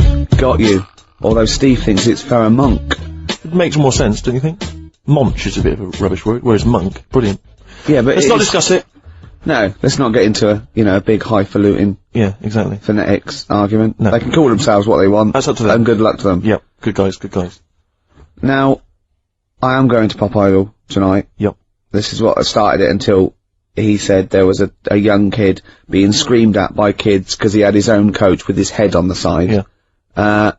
You did sort of like... I don't know where you're going though, Rick, because you know who's going to win. It's going to be Gareth, and there's no... Not necessarily. Yes, it is. Oh, it is. No. Don't even fool yourself trying to drum up some excitement. Well, look, wait. You see, they both got about the same vote, and Darius has got like 1.5 million.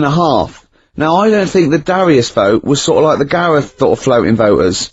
Because he's a cute kid and everything, and he sort of like looks like a pop idol. And, but he's not as good a musician, and I think maybe when people went for Darius, they were a bit kitsch, but I think they might... Do you want to make a wager? Oh, I bet Gareth will win. Exactly. You see? You may as well stay home, Rick. You just want to go to meet PJ and Duncan.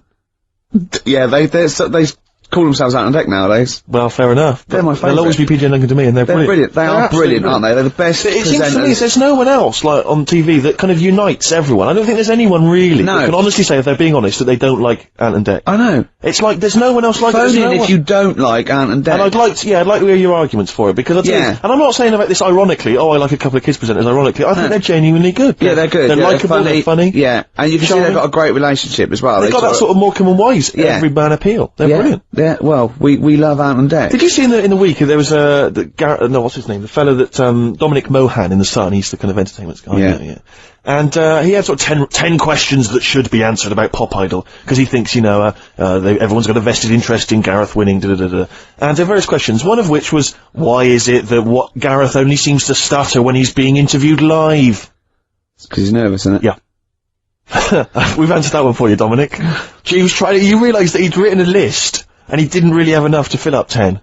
Although you were nasty about his stutter. You said it annoys you. No, I'm not arguing that the stutter annoys me. His query was he thought that he was affecting the stutter in order to win the annoyed that someone's stuttering though? Really annoys me because it's just embarrassing. It's cringeworthy. See, the thing is this, I know people say, it shouldn't be an issue, right? We're talking about a pop idol. Now, everyone accepts the fact that he's got to be a good-looking guy to be a pop idol. We all accept that. And I'm saying I also want him to be able to speak properly to be my pop idol. I'm not saying that there's anything wrong with having a stutter. But I'm not saying there's anything wrong with being ugly. That is true. There is true that if there's a body fascism. Yeah, there should also be a vocal fascism. Yeah, but there's not a trauma if you don't look like a pop star. There is a trauma in society if you can't speak normally. So it's a much bigger issue. His trauma? Well, yeah, of course it is. But it's not.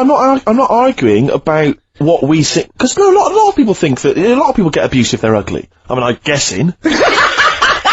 I'm assuming that's the case. Well, I can't speak very well. I don't know if that's the case, but... We'd make one great pop star between us. I don't think so. My looks and your talkie. Oh. Although you sound like some sort of weird Wordle. I'm not trying to be a pop idol! People can idolise me in their own small ways. Oh, dear. Oh, God. Look at us three. Imagine if we tried to be like, BB Mac. Or light funky ones. I'm just thinking of like 3 good-looking guys. Genesis. Did I mention about when we were in America? Did I mention that last week? The Police, no? Did I mention this to you, Carl? Oh. Did I mention it last week? Yeah. When I was in America at a wedding, went to a wedding with some friends, we were walking through America, there's 5 of us walking down the street in New York, and a car pulls up, and some Chinese tourists lean out, and they went to us, "Excuse me, are you NSYNC?" And we said, "Yes, we are." And they were taking our photo and stuff. Just think of Steve at the back, sort of like 2 foot taller than the Which others. member of NSYNC is 2 foot taller than all the rest? Don't Chinese people like tall people or something? Right, play record. No, seriously. No, because it's... I don't think you know what you're talking about, Yeah. Carl. We're likely to get in dangerous territory. Yeah. Don't Chinese people like tall people? There's something that... I'm sure. Do you know, like I was saying... Phone in if you're Chinese and you like Carl, tall people. what worries me is that when they did Chinese lessons, you were down the beach in Wales. In Ruth Maddock. Paul Maddock. Paul Maddock. Oh. Do you want to play Lou Reed? Oh, this is Song for the Lovers. It's a beautiful track. It's Satellite Love. It's classic. It's gorgeous. It's Lou Reed. Rick, can I dedicate this to someone? Go on then. Carl, you shouldn't have pressed the button. Well, he's doing his job. You No. shouldn't have said, "Can I dedicate this to We've someone?" had a letter. Yeah. Sophie wants to dedicate a song to her boyfriend Peter. They're firm fans of the show. Let's right. play Satellite Love for them by Yeah, Lou Reed. beautiful. Song for the Lovers. Don't ruin it this time, Carl.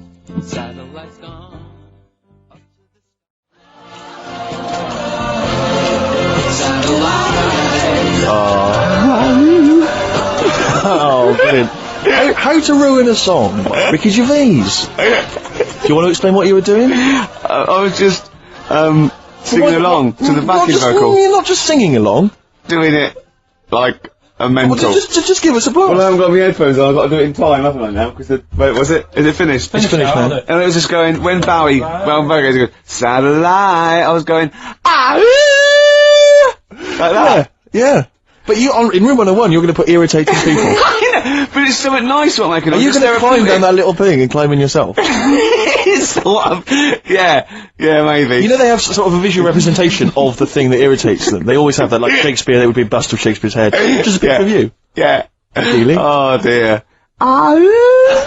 Bowie in the background, Satellite Love, Song for the Lovers. I should have like sung along on air. I love the idea of you when that came out, you know, sort of 17, got a girl back to your place, you know, just making out with her, just that record's on in the background, you just go, ow! I'm gonna have to shoot off now, Rick. Ow! Just hang me to it, I'll enjoy myself. Ow! I'll finish myself off. Ow! Oh dear. Oh, you can't do that. Oh, we've cheapened that song. Oh. You've ruined that song forever for me. No, I haven't. But it's sick. See, the thing about Lou Reed is because Perfect Day, just a genius song, but we can never play it now, can we? Because of that BBC ad. No, because I'll tell you what's her name coming in at the end? M People. Yeah.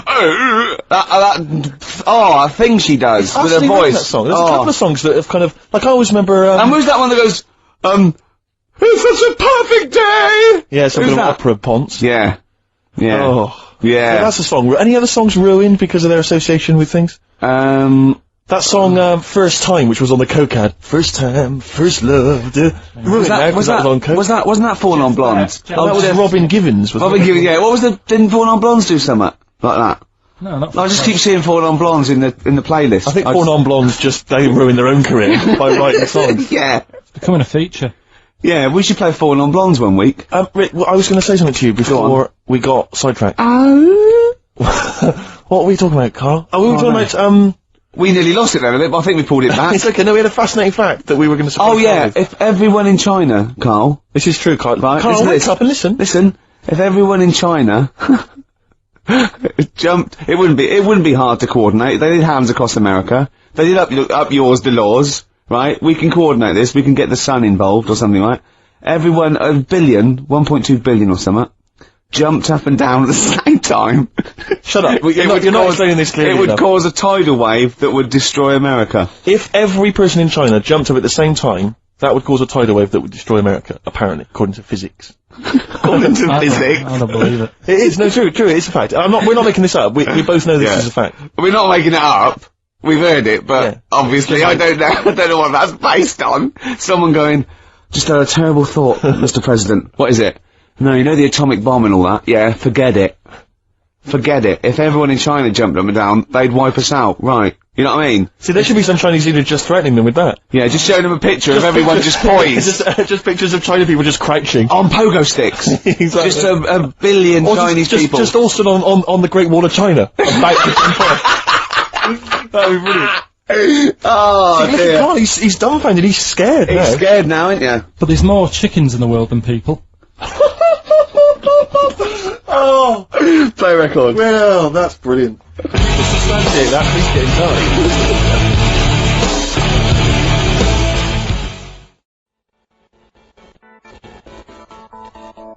What an amazing track. Incredible. No one else is playing that on a Saturday afternoon, Rick? No. Are they? No, I wouldn't have thought so.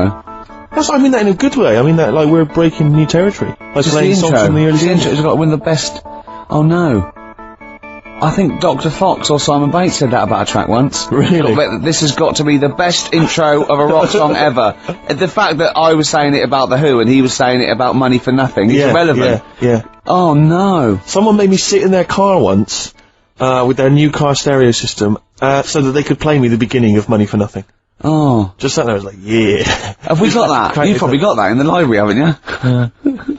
Is it right that Roger Daltrey in The Who, yeah, that's right. his kid is in EastEnders, the one who plays Robbie? Something my mum told me, and I don't know if she's got it right or wrong. But it does look like No, that's him. Dean Gaffney? Yeah. But he didn't want to go off his dad's name and that, so he's changed So he it. used his brilliant talent. And his pox-faced. Do you know if that's right? Well, I don't know. it looks like him, doesn't it? Well, I'm sure that's libelous if it's wrong. Oh, right, yeah, you'd be ashamed to have Roger Daltrey as your dad. Well, no, but Roger Daltrey might not want it getting around that he gave birth to Specky. Yeah, right, actually. I see what you mean. Specky? Spotty? Spotty, so I looked at you. Yeah. Alright, calm down. Well, I don't know, you've got a nice clear skin. At least I didn't call you Spotty Goggle-Eyed Freak Boy. You've got a nice skin, a nice complexion, smooth-faced, goggle-eyed freak boy fish. Thank you. Yeah. That's be nice. Carl, what? Don't you like us arguing? Is it like Mum and Dad arguing? Do you get all... It's a bit like that. In the caravan. There was nowhere to escape to. Oh no, rattling round Did you that make any friends when you were down on the caravan site? Yeah, a lot of people from Birmingham were there. What kind of pals did you have? What were their names? I can't remember, it was years ago, but Yeah. they all had rich parents. Right. Like, they had, like, their own car to drive around the campsite on and all that. Right. Yeah, So I used their to own go back there. fence. So I'd have a With... go. And, but they were mates and you saw them every year, did you? Or every 3 weeks when you went down there? Yeah. Oh. And you didn't keep in touch with any of them? No. I'll admit now, I went to the same place in the caravan for about 6 years running.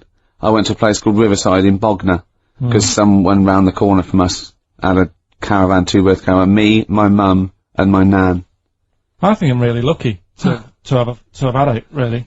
Because a lot of mates who I had didn't have enough money to go on holiday, and they just get a present for the summer holiday. Of course, they got an education, so it's Yeah, but Carl, the thing is with Carl is, right, I want to give him gifts. Yeah. I want him to have the loveliest Christmas ever. I want him to go pony trekking. Do you know what I mean? I want to just... Scared of horses. So many things we don't know about Carl. Fell off one out of fate, and the woman didn't know what to do. She couldn't handle the horse. It was running off. I was hanging underneath, getting a kick in the head. No. Really? Now, hang on, what age were you? 'Cause this could explain a lot. I was about 6. That makes a lot of sense. Oh, I think we got to the bottom of it here. Oh no, got kicked in the head by a horse, lived in a caravan, and had to live in Wales half the time. Oh. Then no wonder this is your favourite time of the week. Do you look forward to this all week, these 2 hours? It's alright. What would make you truly happy, Carl? Do you mind me just asking that? What would make you truly happy in life? I was thinking about it in the week, and I don't know. You don't know? There's nothing that you particularly want that you feel like once I've got that... Well, the easy answer there is money, innit? But I don't No, it's know. not I true. don't know if it's true. No, you know, you just need enough money. Do you feel spiritually satisfied? Yeah, Yeah? I'd say. Carl, have you embraced the good word of the Lord? What do you mean? Well, Jesus Christ, our Lord and Saviour. we're having a meeting tomorrow. It's in the church hall, and we'd like you to come along. I went to a church. Rick, I've got to say this. I got this housemate who I don't know that well, and I've been living with him for about two months or something, right? Yeah. And he's in the kitchen, he's washing up, and I just turned to him, right, and he doesn't know me that well because we sort of talk to each other now, but we don't know. And I just turned to him, I went, Matt, have you got to know the good word of the Lord? And he went, and he looked at me with utter fear in his face. And I just went, I just think we should sit down a bit and just talk about the word of the Gospels. And he just looked at me, and he was utterly petrified. I just started laughing, cracking up, and it's the sigh of relief. He was absolutely petrified. It's a brilliant game to play if you're getting a lift on a long car journey with people you don't know very well. Hitcher. Just bring that out. Yeah. It's so terrifying. Yeah. I went once. If you're, also another good one is when you pick up the hitch, I say like, I wonder what this car would look like on fire. Exactly. Things like that. Yeah. Yeah. Yeah. Sometimes I like to drive the wrong way down the motorway. Yeah, yeah. Would you, what does a knife feel like when it's going into your eye? Oh. What? You see that story in the week with a farmer who got his arm stuck in a bit of machinery, and he was going on about. I mean, he came on with a false arm, so you knew something was wrong straight away. But you knew it wasn't going to end happily. But he was he said, "I'm a farmer. I've been a farmer for years, and I'm always telling people don't stick your hands in machines."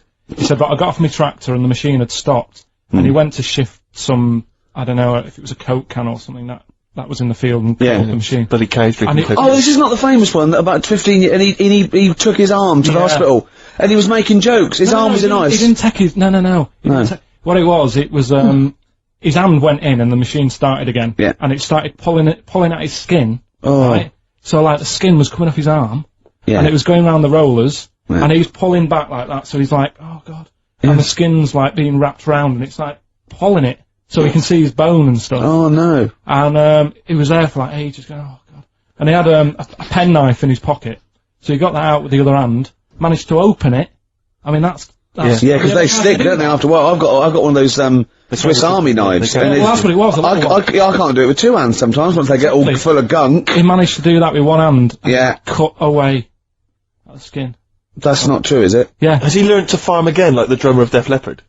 Has learnt to drum again? Have they got, like, just like the handles, Can he farm now with just one arm? It was good, because he was making a joke out of it and that. Oh, that's good, though. I think that's good, but, that doesn't mean you can, Steve, then. No, sure. He had to cut his own flesh off to escape a combine harvester. Yeah. He doesn't need you know. Making wisecracks. Do you know what I mean? Sure. I just always remember getting a hot plate out of the oven when I was younger, and that absolutely killed. Yeah. It stuck to my fingers, and I just thought the pain that he must have been going through. Yeah. Must have been what? Must have been worse than a hot plate?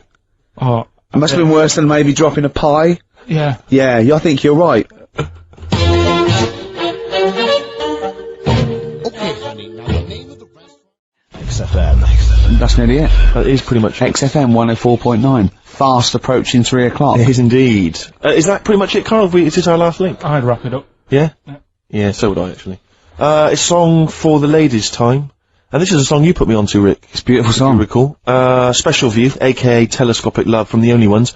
The B-side of Another Girl on Another Planet, their only hit, maybe? Well, yeah, I think one of them. But, some great stuff on the best of the Only Ones, which is just a band kind of... Another Girl on Another Planet. That might be up for the best intro in a rock and roll record of all time. I'll put up Won't Get Fooled Again and Another Girl on Another Planet. Foxy, he's already putting up Money for Nothing. Exactly. So, maybe we'll run that competition next week. Yeah, although Walk of Life is particularly good. Here comes Johnny singing oldies, goldies, bebopalula, baby, here Oh, jeez. Oh, nonsense. Walk of Life. Okay, so this is a special view from the Only Ones, a song for the ladies, and that's it. See you next Goodbye.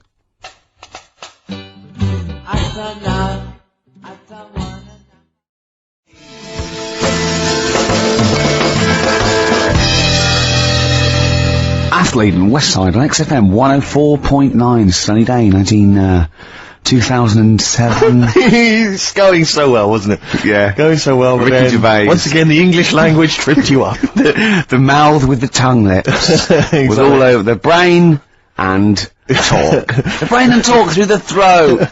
Oh, dear. Oh, language is his tool.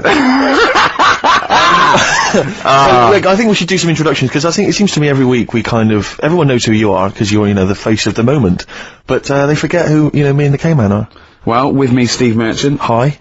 And the K-Man, who's our producer and friend. And can I just say that I really look forward to this show. Oh. Like, I get, oh great, we're gonna do a show and we're gonna play some tracks we like and have a laugh. But now I'm looking forward to meeting Karl. Of course. Honestly, I come in and I see his face and I go, alright. And I'm, just great, like just a little friend. Do you know what I mean? You know when a kid comes around to play with him and you go, oh, and can I come out to play? And it's like the little friends. It's like that with Karl. Yeah. Yeah, and if we don't see him in the week, you see, we deliberately stay away from him in the week so that he'll be fresh to us. It was, go on. You start off friendly, like you did today, and as soon as Steve turns up, you start getting nasty and saying things about my little bald head. No, I said Look, okay, right, listen, let me explain. Carl was making the tea, and you know those bins, the sort of like a round sort of Metal Mickey type bin that you can take off a thing? I went, oh, that would make a good little helmet. It would make it look like Metal Mickey, because it's the same shape as his head. Sure. Right? And I put it on, and So far, so good, Rich. No problem there. That's just two mates having a laugh. Right. You're putting a bin under the man's head. Right. So I put it on, and the swing bit, through gravity and the angle, swung and hit him in the nose. Sure. Right? He went, ow! And I went, I said something like, it's alright. Yeah, of course, because you were being amused. Yeah, I said, it's alright, don't worry. Yeah. And he went, no, I've just washed my hair. Yeah. That annoyed me. That did annoy you, sure. Because there was lots of, like, shit and coffee and horrible, gunk. In his hair, or? No, in the inside of the bin. Sure. But what annoyed me was, he's hardly got any hair. Let's be honest, he looks like Moby. Yeah, so I said, I took the bin off. Yeah. And I was having a laugh, and I thought, you ruined my twat. fun, is what Do you you know what thought. I mean? I said, what's your hair? I said, we could do that now in 30 seconds. And he looked at me like I was in the wrong. I know. Rick, that annoys me about I him. know. That doesn't annoy me about him. But otherwise, he's like childlike. Yeah, You know, in so he's many other great. ways. He doesn't understand that he's hurting your emotions and your feelings. Yeah, but also, right, we were playing football, so come and play football, right, and so we were playing Was that football. just in the office, or? Yeah, just in the office before he came, right, as well. And, we were sort of kicking it back and forth, and I started kicking it a bit hard. And, but he was quite good. I said, this is great, right? And, we finished anyway, because we thought we'd break something. And, I went, I bet you were quite good at football, weren't you? And I actually thought he looked like quite a natural, I thought he'd be good, he's from the north, and I thought that's all he'd have. Yeah, You know what I mean? exactly. And he went, I said, I suppose you're quite good at football, and he turned, the quickest flash, I went, I've scored once, right? He said, and that's because I was being chased by a bee. And I went, save it! Yeah. He went, no, I said, please save it, because I want to tell Steve that. No, you can continue now. Please tell us the rest of the story. You've scored a goal once because you've been chased by a bee. Yeah, you've done it now, really. I was on the, There must be more to that story, man. I was in the school team. I wasn't that good as a kid at football, to be honest. Mainly down to, I think it's because of my dad. My dad wasn't into football. Right. I think that's the way it works, isn't it? If your dad's into it, then you could be a footballer when you're older. Sure. Yeah. Because you're into it. And, so I was in the school team because I got on with the other lads. They let me in the team. Popular guy, yeah. Sure. And, yeah, I was stood there doing nothing because I didn't really know what to do. I never knew which way I was meant to be shooting. Yeah. Got all that messed up. Yeah, I just stood there, right, and with my hands behind my back, and something landed on me, on like this part of my thumb. You can't just point, it's radio. It's this bit here. Right, yeah. The fleshy bit, the fleshy bit of the thumb, yeah. And I thought, oh, what's that? And I looked down, and Is it's it a a bee. thumb? Oh, it's a bee, yeah. It was a bee on me. So I start running, try to get away from it, and bees, actually something interesting about bees, more chance of getting stung by a bee in windy weather than any other sort of weather. That's incredible. Anyway, so I'm running away. And he said there was no more. Extraordinary. I've already learned many, many things. You're being chased by the bee, it's So windy. I'm running. It's on your thumb, is it still on your thumb now? It's sort of gripping onto me like a stag beetle. Clever. I love it. Oh, Or a bee. yeah. So I'm running. I'm running towards like the goal. Yeah. Oh god! And the ball comes to me. Yes. Wallop, get it in. Brilliant. What happened to the bee there? Did it sting you? They die, don't they? I mean, ultimately it died, sure, but did at that particular moment did it sting you? This was probably about 20 years ago, so I imagine. No. Once the bee stings you. So did it that's sting Yeah, but did it sting you? Yeah. Right, that was the question. When did it sting you? When I was playing football. Carl, do you mind me asking, you say you're on the school football team. Was there just 11 boys at your school? What do you mean you got in the squad? Listen, Carl. All I mean is, at what point in this story did the bee sting you? Straight away? After or half time. Play a record, man. Oh, he's the best!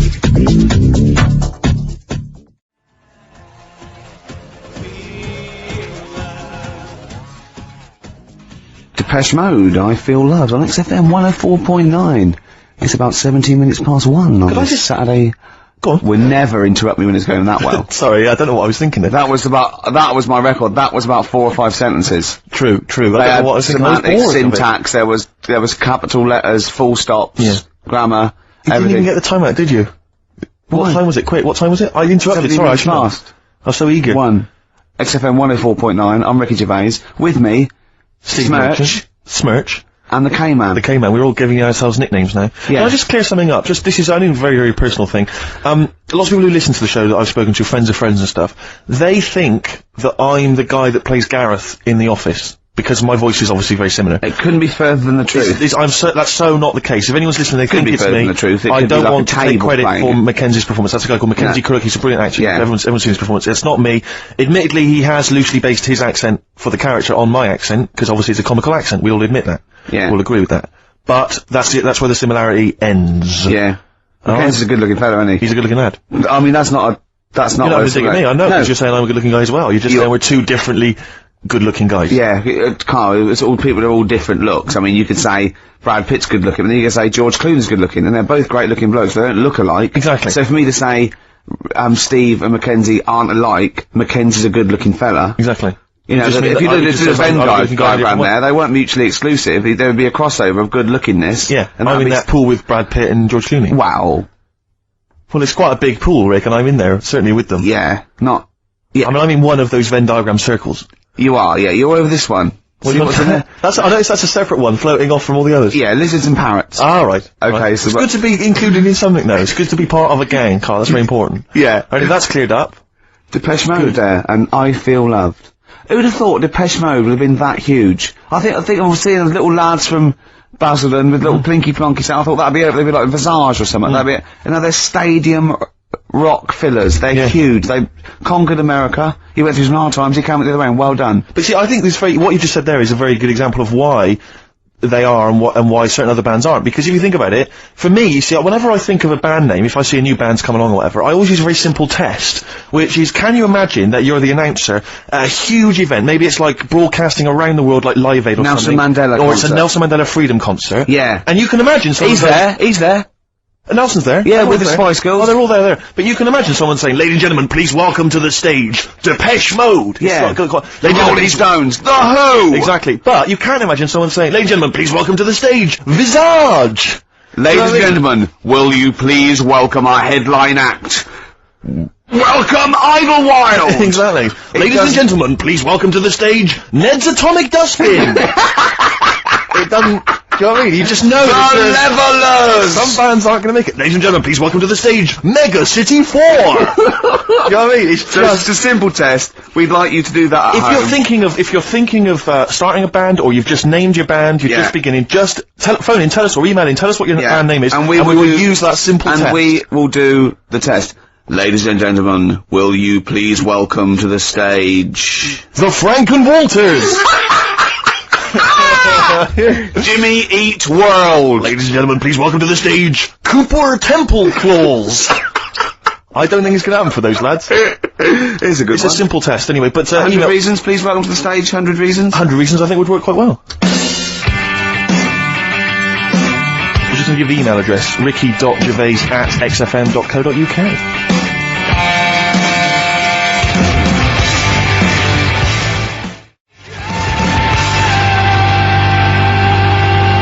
Reasons, if I could.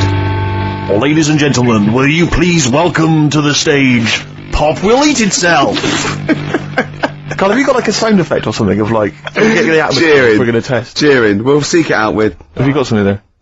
Have a look on there. I'm just looking in the NME, for the kind of forthcoming gigs of the smaller known bands, and, it might be a useful place to, just begin the, Ladies and gentlemen, peoples around the world, will you please welcome to the stage, Chumba Awamba! Have you got a sound effect? We got one. Nice, yeah. Ladies and gentlemen, will you please welcome to the stage, the Parkinsons! Playing in Leicester this week, so I look forward to that. That's a good plug, isn't it? Let me see who else. If anyone wants to pop down to Leicester to see the Parkinsons. Ladies and gentlemen, please welcome to the stage, Cyclefly! Okay. Oh, there's a genuine one here. This is someone, Simon's emailed, and he says, will you just test this name for us? Okay, Carl, if you can, there you go. Ladies and gentlemen, will you please welcome to the stage, Coach? Not utterly convinced. No. It's not too bad. It's not I'm worried about the sound effect. We start to sound like Chris Moyles or something. Well, he's a top broadcaster. Everyone loves him. Losing weight as well. He is hilarious. Funny man. Just, there's one more coming here. I'll just check this one. Ladies and gentlemen, Ladies and gentlemen, will you please welcome, this is Chris in Oxford, ladies and gentlemen, please welcome, meanwhile back in communist Russia. Is that a band? I assume so. I assume it's his band. Yeah, yeah. Well, how does he listen to us in, hold on now, this is only local radio. How does he listen to us in Oxford? Well, if only there was some kind of digital format that he could listen via the web net. What is it? What is the, What is it? What? how does he listen in Oxford? You can listen on Sky Digital, Go on. channel 864. Lovely. 864. Yeah. And, on the internet? web, Yeah. Okay, what would that web address be? xfm.co.uk. Sure. Click on the audio. Yep. And, you get XFM 10 seconds behind it actually happened. Perfect. Just out of interest, what's the point of saying that if they can't sort of get us in London to listen to that, because they won't be, and they're either in London, so they won't go through this nonsense, or they're in Leicester, and they can't hear us saying Sky Digital. Yeah, we haven't thought that through at all. And Because you might work in London for a bit, and then have a go back and spread the word. and like leave, Go back and spread the word. Disciples. move back to Leicester, Yeah. tell your mates. Yeah. Soon, any number of combinations. soon XFM is the most listened to radio station in Britain. Yeah. What we need is people on Radio 2 to give it a plug every day. That'd be ideal. Yeah, or Radio 1. Yeah.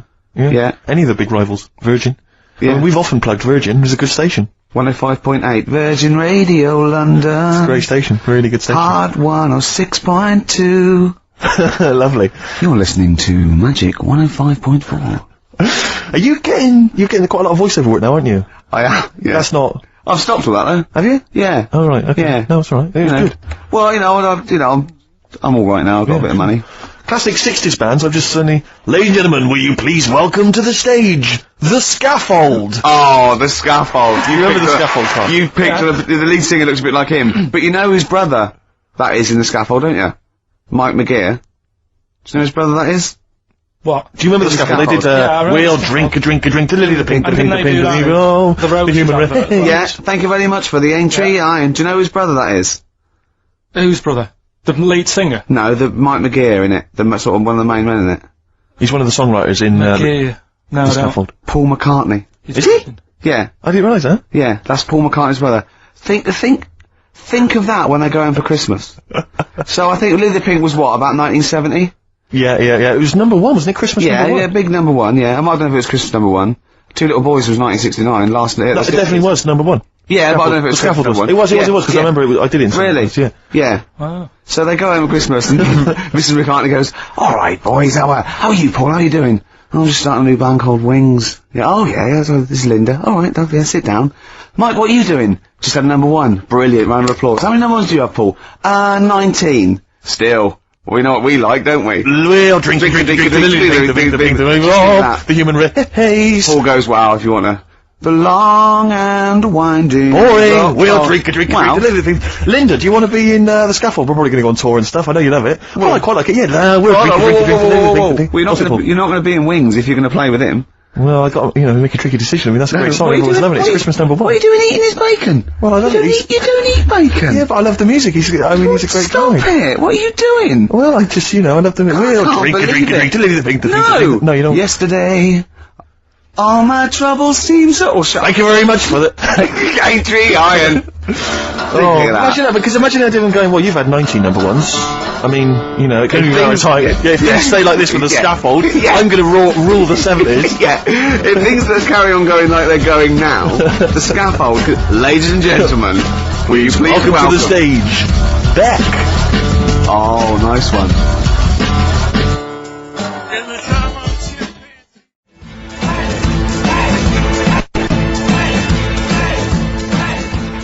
Dandy Warhols. Ladies and gentlemen, please welcome the Dandy Warhols. There you are, it's never going to That sounds like Levellers crossed with Wonder Stuff. Rubbish, isn't it, really? I mean, Well, it's fine, it's chirpy. It's a nice old song, but it's not... It's that thing of it's just not essential. You I can't just love don't it. really need it in your life. If it never occurred, you wouldn't mind. Yeah. You know? Do you know what Carl just said? Go on. Were you listening? Not really. He looked out the window, and he looked at me, and he was looking at me, and I looked over at him, and he looked, I said, see, now's that would be good to die now. Like what? He went, that weather, that would be good to die. And I said, of what? He went, old age. Yeah. What's going on up there? He's a philosopher, Rick. He is, He's isn't on he? a different plane You to can't us. just say it like that. The other week, I came in when it was really miserable, and I said to you, God, can you imagine dying today? Yeah. Because Whereas today you feel it would be a much better day to die because it's bright. the curtains open, sun Sure. shining. It's like... I mean, you'd still be a bit angsty about the dying thing, wouldn't you? I mean, I don't suppose that would be alleviated. Yeah. Sure. Okay. Well, hopefully we'll still be broadcasting, you know, when one of us reaches that happy moment, and we can check. Yeah. It's quite a lot of emails, Rick, coming in about, the band names. I think a lot of people are going wrong for a simple reason. They think it's funny to have an ironic band name. Yeah. They think it's a bit comical. And I just don't think there's any great bands that have had a comical name that have made it into stadium filling. What was that band? Where's Me Jumper? What were they I called? don't know what they were called. I mean, the obvious example of one that was never going to make it internationally. Splodgeness Abounds? Splodgeness Abounds? No. I like them, though. Splodgeness Abounds. Splodgeness Abounds, they were great. Ladies and gentlemen, please welcome to the stage, Carter the Unstoppable Sex Machine. USM. These are some of the ones we've had emailed in. These are bands, obviously, that haven't made it so far, and I don't think they will. Ladies and gentlemen, please welcome to the stage, the Lazy Birds. Nope. No. Ladies and gentlemen, please welcome to the stage, the Paperclips. That's not a real band, That's what is it? someone said in. I don't know, yeah, but no band name is weirder than the others, and also you grow into it. I mean, the Stones and the Beatles are iconic because they are iconic bands. What you think you'll grow into? Ladies and gentlemen, please welcome Shuttle Rock. Ladies and gentlemen, please welcome Treehouse Casino. I don't think they're gonna... That's just made up! Well, possibly. Well, they all are, But they all obviously. are. But my point is, people say there's no logic to band names, but if you think a band name like the Smiths, Great. that's genius. It is, It sums up everything that band is about, Yeah. you know, the kind of... They're capturing that mediocre world of grim up northness, you know. My favourite, Sonic Youth. Sonic Youth is genius. Nirvana. These are incredible band names, so Yeah. there is some logic to it. Yeah. I genuinely Sonic believe. It's not just arbitrary words. What about The Madness? Cure. The Cure. Madness sounds rubbish, but they're good, aren't they? Yeah, but again, they were never gonna be world beaters. But they were a comical band, essentially. Yeah, they they were were, a but knees-up party band, yeah. and Madness is fine for that. But they had some great songs as well, and then it sort of turned it all, because then... I mean, Rick, I don't know how many members... Not Home Today is a great song, and a serious song. This is from an email. I don't know how many members of the band there are in Chimney Factory, but if there's 5 people, who decided? Had they all agreed? Yeah, that's the best name Do you know we what can come I up with. decided? Dell. Right. Well, he started the band, and they rehearsed round his house, so Dell went, look, it's called Chimney Factory, because my granny's from it. They go, alright, Dell, but it's not, I've got some other, but no, it's called Chimney Factory. I own the van and the amps. There's Paperclips gone, there's a band in Leicester called Paperclips. We can't, we just argue over that forever. Anyway, just all I'm saying is think before you name your band, alright? Because it's never going to happen if you've got a comical band name. There was a feminist band called Clitoris All Sorts, which is quite good, isn't Yeah, it? but you laugh, and then you just think, oh, Yeah. you know, I'm never going to have that on my t-shirt. Imagine that, Clitoris All Sorts. It's that time of the day now, talking of that. Yep. Song for the Lovers. Sure, it's beautiful. Now, Steve, I mean, I will play great old tunes till the cows come home. We got to give them a little bit of Dandy Warhols and Air and Athlete. I know that, and they're great. They're good, right? But I wanted to play a Cat Stevens song, but I thought I'd better not because I've, play that a little bit. And we quite like resurrecting old reputations, don't we? People like Elton John who had bad faces, or David Bowie. People whose names now are largely laughed at in the serious rock or people circles. that people might not have considered. I thought Cat Stevens, oh no, Rod Stewart, I thought. Was he Rod Stewart? Many people now are thinking of the leopard hot pants and the ludicrous hair. Think I'm Sexy and all those sort of awful stadium sort of disco things, but he wrote beautiful tracks from Maggie May and I thought, hold on, 2 birds with 1 stone. What about a Rod Stewart song written by Cat Stevens? Wow. Is there such a thing? The first cut is the deepest. Let's hear it, Rick. On this album as well is The Killing of George. Georgie Part 1 and 2, remember? About the gay bloke. Georgie Boy was gay, I guess. His favourite song. Carl's favourite song, right? And I was going, oh yeah, I remember that, yeah. I said about, and I said, did not intend to take his life, he just pushed it when he gets mugged and killed. Do you know what he said? Go on. I was sitting outside, I was singing, I'm taking a bit, he went, well, as I said, they go out too late. They go out too late? He meant gay people go out too late. He went, no, they do. I went, what do you mean? He said, well, they're always out, they go out when people are coming home. He said, if he'd have been in bed by 10, he'd still be alive today. That's a sobering lesson. And he went, there's one that works here and he's shattered every Monday. Oh, if you're gay and you're listening, just be in bed earlier. Go out when sensible people go out. Yeah. You're right, we're not on the continent, Carl. If you're gay and you're not in bed by 10, go home. Yeah. I don't get it. First cut is the deepest, Rod Stewart. Song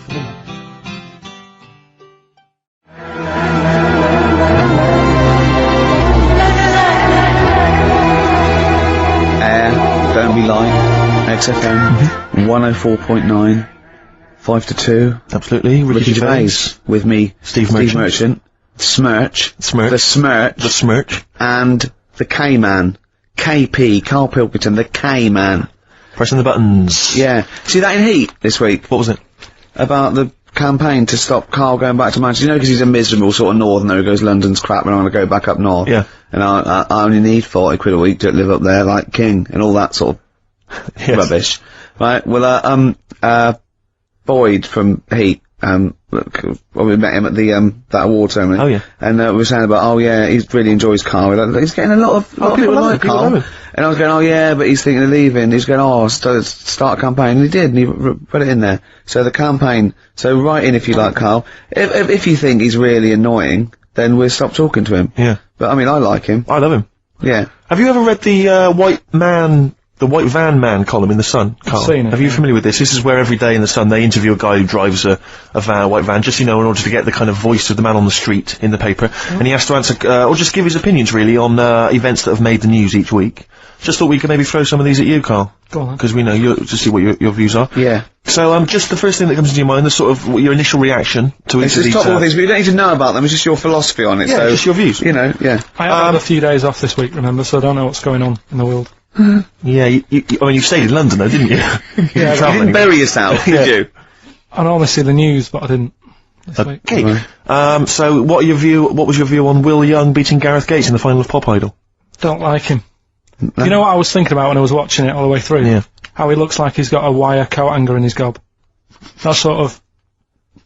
Right. Get his radio, Karl. Radio. It's a great face. The funny face you're pulling doesn't Yeah, translate. and, a radio. And that's a problem for you, is it? And just the way he's from a really rich family. I opened up the paper on the Monday or something, and it had like how he went to a posh school and he's got loads of money already. Yeah. It's just a bit...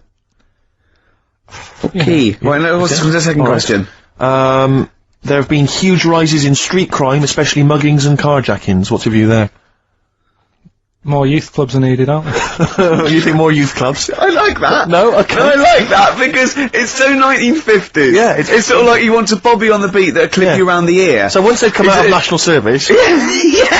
No, I love that. And if you find someone smoking a wood bomb, you make them smoke 50. Yeah, exactly. Oh, this is great. That is great. Did you used to go to, youth clubs? Yeah. And they kept you out of trouble? You used to get into a fight afterwards when you came out. But for the sort of hour and a half you were there? You had a bit of pool and some boxing and a bit of pop. Yeah. So more youth clubs, that's good. I love him. I love him. If you're at home, just make notes, because this is brilliant stuff. Honestly, you won't hear more honest, from the heart stuff than this. This is great. Go on. This is not pre-planned. These are your direct responses now. I promise you, Karl did not know what we were going to do. He never knows what we're going to do, and he always answers honestly. That is the beauty of Karl. It's not an act. What is your view, Karl, on New York's former mayor becoming Sir Rudy Giuliani? Sir Rudy Giuliani. Is he happy with it? He appears to be pleased with it. Let it go ahead. Fair enough. Okay. Go ahead. Oh, he's genius. Okay. Is he happy with it? He's like your nan. Yeah. What do you make of Michael Greco's character Beppe being axed from EastEnders? Problem for you? The whole soap thing. What's it's back in Coronation Street, isn't she? What's her name? Who? Bet Lynn's. She thought she'd go off and be a bigger star. Yeah. All went wrong, and now she's coming back. Yeah. Always happens, doesn't it? Beppe will be back. Yeah. No one really cares. Sure. What was the van reply? What was the guy? The White Van Man says, obviously they feel the character has run his course, but I think he's a pretty good actor and I can't understand why. So, I mean, obviously there's a White Van Man there who's also got an opinion on script development. The through line, yeah. The narrative through line of soap opera. The 12-week narrative, the arc really showed itself up. There's two last ones I want your opinion on here. What do you make of a cat that's been cloned in a secret 2.5 million research project? To find out what? If they can clone cats, yeah. Have they had to hurt it? Sorry? Have they had to sort of hurt it to do that? Have they had to hurt it? Yeah, or is it just scraping its tongue for some stuff? I think the cat's fine. The point is that they're cloning another creature which is potentially very dangerous. Have you seen that film where they bring Hitler back? That cat, what if that cat turned out to be a world dictator? Exactly. What do you reckon of cloning generally, Karl? You concerned about it? I think they're cloning for organs, they grow them for the, Do you know what cloning means? Yeah, it's when you, like, make something else that's the same, isn't it? Right. Yeah, I mean, it's not going to do any harm. Okay. And, Great. and finally... Put you on the World Council. Yeah. Finally, what do you make of some city workers who were caught bonking in the glass lifts of the Lloyd's building? What do I make of it? Yeah. Is that a problem for you? Do you think that's unprofessional? Was it the lunch break or...? I think it was lunch break. It was their own... Alright. It's their own time, I think fair enough. It only takes 45 seconds to go from the bottom to the top. Is that a problem? They moved quickly. They acted, on instinct. Do you think fair enough? If that's their natural instincts and they're both consenting, you think fine? Yeah. Okay. Yeah. Thanks very much, Carl. Thanks very much, Carl. Carl, we'll have more of Carl's world-weary opinions next time on the show. Listen, I want to play a track that I love. I can't wait for this track. It's by a great band. Just gonna do, before Steve does this, coming up, we're gonna give away a great game. I'm sort of clearing out my flat with Tony, and then we've got, a lot of junk there. And, we're gonna give away a great game coming up. You've seen it, Steve, you're excited. I'm looking forward to that. It's a board game. It's a board game that we're all gonna sign. It's gonna be signed by Gervais, Smirch, KP the K-Man. So you could win that. The classic album Copper Blue by Sugar. Listening to it again recently, reminded how good it was. Yeah. This is the track Hoover Dam. Play it.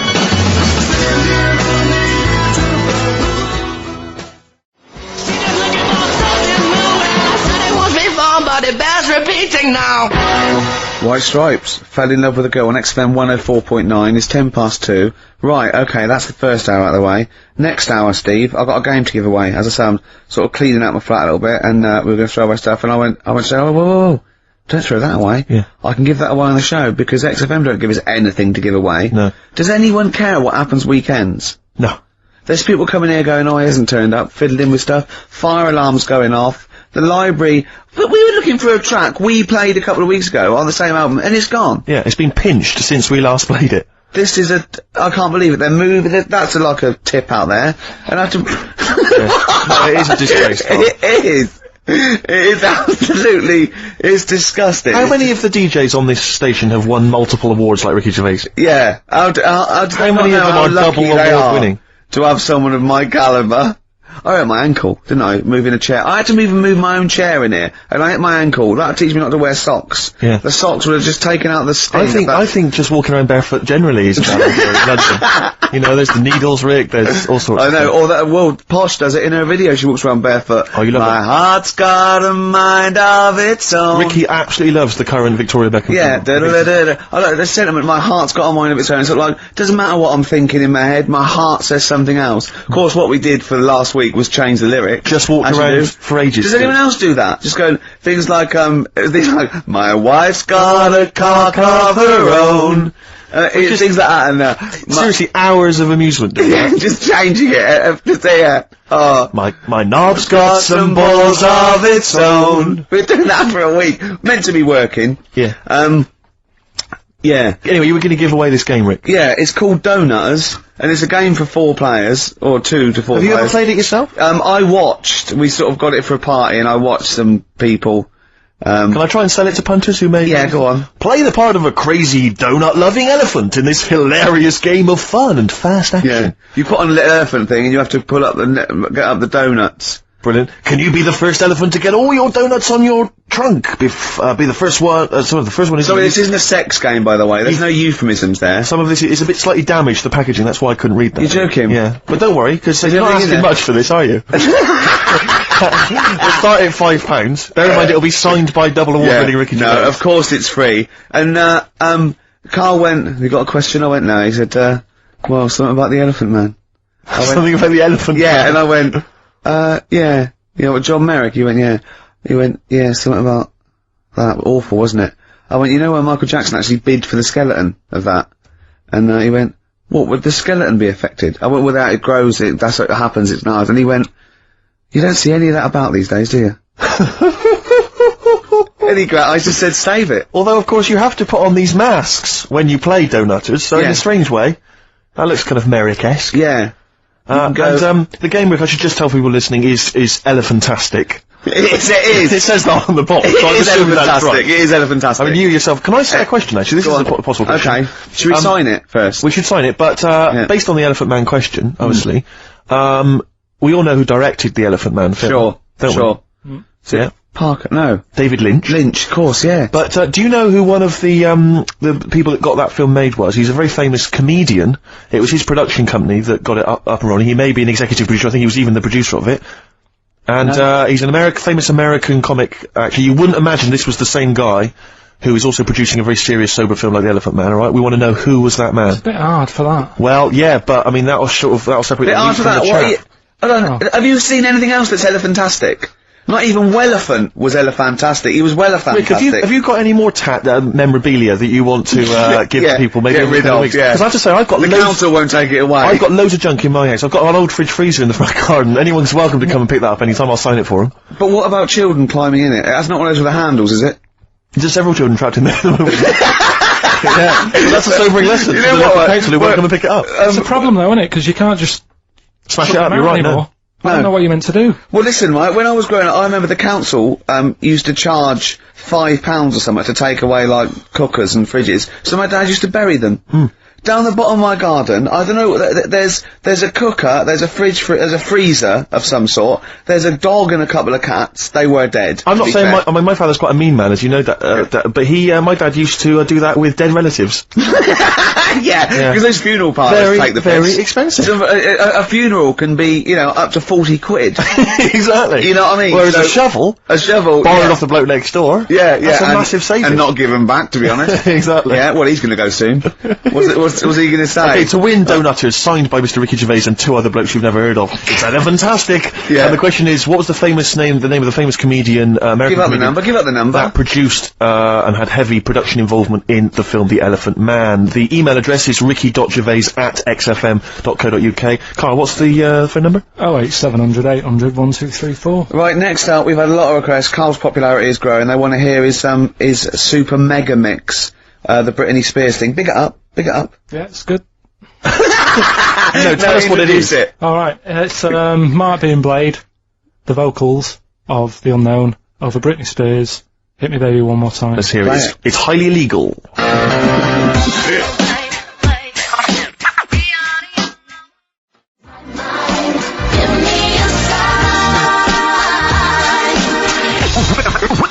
We're fantastic. Go on then, back announce it, Karl. It's yours. Go on. That's, Mark being Blade there, with a bootleg. And what's it called? You called it something, haven't you? You cleverly called it something. What did you call it? Nick This Record One More Time. Good. Very good. Karl Pilkington there, breaking all kinds of copyright rules. Now, coming up, we're going to be talking a little bit of Feng Shui. The art of moving things around so it's better. The ancient oriental art of rearranging your living room. Yeah, the ancient art of don't sit near a window. Exactly. Because you won't get any money for it. And we've got a book. Well, we've been exploring Feng Shui for our amusement. Yeah, and we're going to be reading some great things. This is just good. It's good, solid Feng Shui advice for us. I mean, what do you need to know? I mean, just keep those questions coming to life. If you've got any question for Karl, don't forget that's an ongoing thing. Anything in the world, any question, personal problems, philosophies, on like, it can be out of the. Just ask Karl if you want. You know, just ask Karl. Okay. All right, Karl, you're up for that, aren't you? Yeah. And you give your honest opinion, won't you? Always. Yeah. Yeah. Should we give away Donutters? Oh, it's been won. Who's won it, Karl? Scott Hammond. Well done. Well done, Scott. He'll be loving that. He's probably going to have a party, especially to play Donutters. We've had a number of right answers, but I'm afraid Scott's the winner. And the question, of course, was which famous American comedian was heavily involved in the production of the film The Elephant Man? It was, of course, Mel Brooks. Surprising. And he's got a company called Brooks Films. Our first person that called in, I think he was a bit confused. He said, "Is it testicles?" Yeah. When what? The producer went, testicles. Yeah. What was that illness years ago? Right, there was a couple of lads at our school. Oh yeah. Had really big heads. Right. And webbed fingers. And webbed fingers. And sorry, wait. Was that? Hold on. Did you find him in a pond? Did they used to be little tadpoles? No, Karl, you're not confusing your past with an old episode of Doctor Who, are you? What were they called? These two? I didn't mix with them. Right.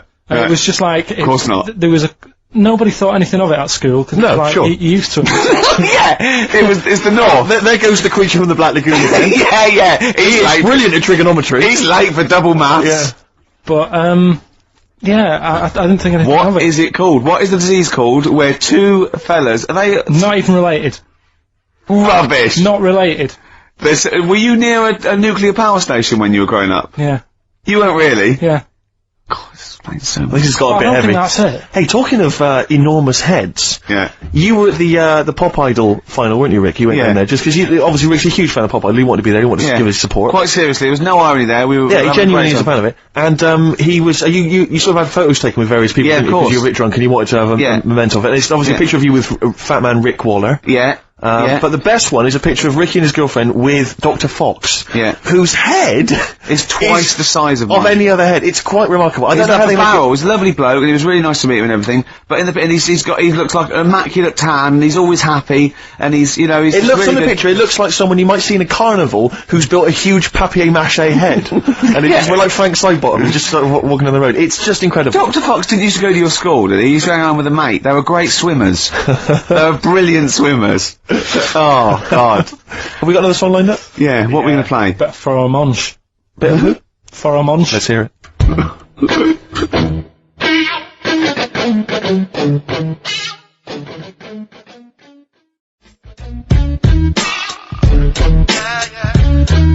Faramunch, got ya. XFM 104.9. Well, as we promised, some feng shui. What do you want to know? Ratio of windows. It's one of those little books that you see at the sort of like the front desk of like Waterstones or Dillon's or one of those. And it's just it's a little guide. It's should I say what it is? I'm allowed, aren't I? Lillian Two's little book of feng shui, and obviously you can't go into it in depth, but it's some little, you know, just some little sort of nuggets, I suppose. Yeah, ratio of windows. The ratio of windows to doors in your rooms should not exceed 3-1. Too many windows cause all your luck to seep away. Obviously. Hello. It is also better not to have windows on the wall opposite the door. Is that the case in your place, Carl? Because you may need to brick that up when you get back later. I always remember, I used to work nights. Yeah. Right? And it was when my brother just sort of got kicked out of the army. Yeah. And my mum and dad went away on holiday, so he was staying with us. He's got to write a book, this bloke. You've got to write a book, Carl. Go on. I came back, and there was women everywhere. There's women in every bed in the house. I thought, where am I going to sleep? Had he set up a brothel? What? So, no, it's just a bit of a one. That's impressive, though, a girl in every single bed. I mean, he was mad. So, I slept on the sofa downstairs, and I didn't sleep that well. Yeah. But I slept on it before when it was facing a different way. Sure. And I had a good sleep. So for you, that's proved the worth of feng shui? Yeah, I think there's something in it. Do you honestly think there's something in it, though? Yeah, I do, yeah. Okay, we'll just read a few of the others, Rick. Okay, well, it's not. I think most people know this one. Display the three-legged frog for luck. Look for a three-legged frog. You can buy one from any Chinese supermarket, and place it in the vicinity of your front door, facing inwards as if it has just come into the house. Don't place the frog facing the door! Please. Oh, come on, people. What? Think before you place your frog. I mean, this really is. I mean, but. What's the last page? Because that will be the most important one. Do you reckon? Yep. The last one, the wealth vase. Make a wealth vase and keep it hidden in your cupboard. It can be made of gold, crystal, or glass. Can I just say something? If you've got a vase made of gold, you're probably alright for money anyway. Yeah, sure. Sure. But this is the wealth vase. How to make the wealth vase? Fill it with semi-precious stones and with soil taken from a rich man's garden. So just find the soil of a rich man. Take some soil from This is like bury a piece of steak and the water will go. Yeah. I have a tooth of frog. This is... Is the one there with the gods? Can you find that one? Oh, where's that one? Yeah. What do you make of feng shui, Carl? Is it something you believe in? Well, like I said, I didn't sleep well on the sofa when it was... So for you, that's proof positive. Yeah, you've got to get it right, haven't you? I'd like Carl to read this out. Okay. Yeah, do you mind? Read it out, just read it out loud. Which one? Yeah, the gods are here, right, okay. Just read that, that's such a good bit. Invite the gods of wealth into your home. Yeah. The Chinese have several gods of wealth. Yeah. Which they display in their homes to attract... what? Prosperity. Prosperity. Oh, yeah. Yeah. My personal favourite is Chi Yi. Yeah. Who sits on a tiger. He sits on a tiger? Yeah. Okay. Wait. It's pretty difficult to find this fella. Yeah. If you could use Kang Kung, or the 3-star gods, oh no. Read them out! Read out the names of the star gods. Read FUK. it out! Just read it out! It's a Chinese god! You're allowed to say Chinese god on the radio. No. You are allowed to say What do you want to say? You say it then. Well, you're so immature! Read the 3 of them out, Rick. Okay, if he is difficult to find, you should use Quan Kung or the 3 star gods, Fuck, Luck and Sao, all of whom bring wealth and prosperity. Now, what were the names of the gods again? Because if I'm making a note at home, Rick, Well, it's a Chinese god. Yeah, there's Quan Kun, or you can use Luk Sao. You can't. What? But it's a god. F-U-K. That's how it's Yeah, I assume. I don't know if we're pronouncing it wrong. I really apologise. Apologies if we're offending anyone who's of an Oriental persuasion. But that's Quan Kun or Luk Sao or Fuck. And any of those gods are available at a Chinese supermarket. Near you. Yeah. That's Feng Shui. It's an ancient art. You can't give me that look.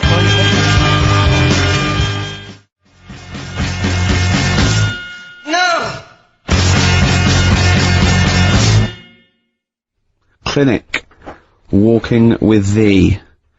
So that's Feng Shui. That's Feng Shui sorted. We've given away donutters. We've talked a little bit about band names today. With more insight into Karl's psyche. Now you during that record you said we knock everything. You saw something about the Bermuda Triangle, didn't you? Yeah, when I talked about Ghost, you sort of just because you don't believe in it. I think it's because you're scared of it, to be honest, and you can't admit to understanding it and actually believing in it. Sure. Thing on last night, Steve. Yes. Bermuda Triangle. Oh yeah. Do you know much about that? Mainly the song by, what was his name? What's his name? Bermuda Triangle, where people disappear. No, Bermuda Triangle. What's his name? No, Barry Manilow. Yeah. Are you familiar with the lyrics? Bermuda Triangle, where people disappear. Bermuda Triangle, don't go near. Yeah. I shouldn't really make a joke out of it. No, you're right, go on. But, what it is, right, there's a programme saying what it's about. What do you know about it? As I say, mainly from what Barry's told me, but certainly planes and various boats have gone missing within the Bermuda Triangle. Planes? Yeah, but obviously that documentary didn't explore it. He learned a lot about that for that. I learned a lot about American history through We Didn't Start the Fire by Billy Joel. Again, most of my knowledge of the sort of Tsarist Russia comes from Rasputin by Boney M. Well, listen. Yeah, he was the lover of the Russian queen. They put some poison into his wine. Yeah. They shot him till he was dead. Yeah. Which is, go on. Right, well, this. Oh, those Russians. Sort of, bit of an earthquake in the sea. Sure. Lets out methane gas. Okay. And apparently, if you were swimming out in the sea. Yeah. And there was like an earthquake and some methane came out, you can't swim in it, you just sink.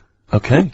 Even if you're a good swimmer. What happens if you're 2 lads from your school?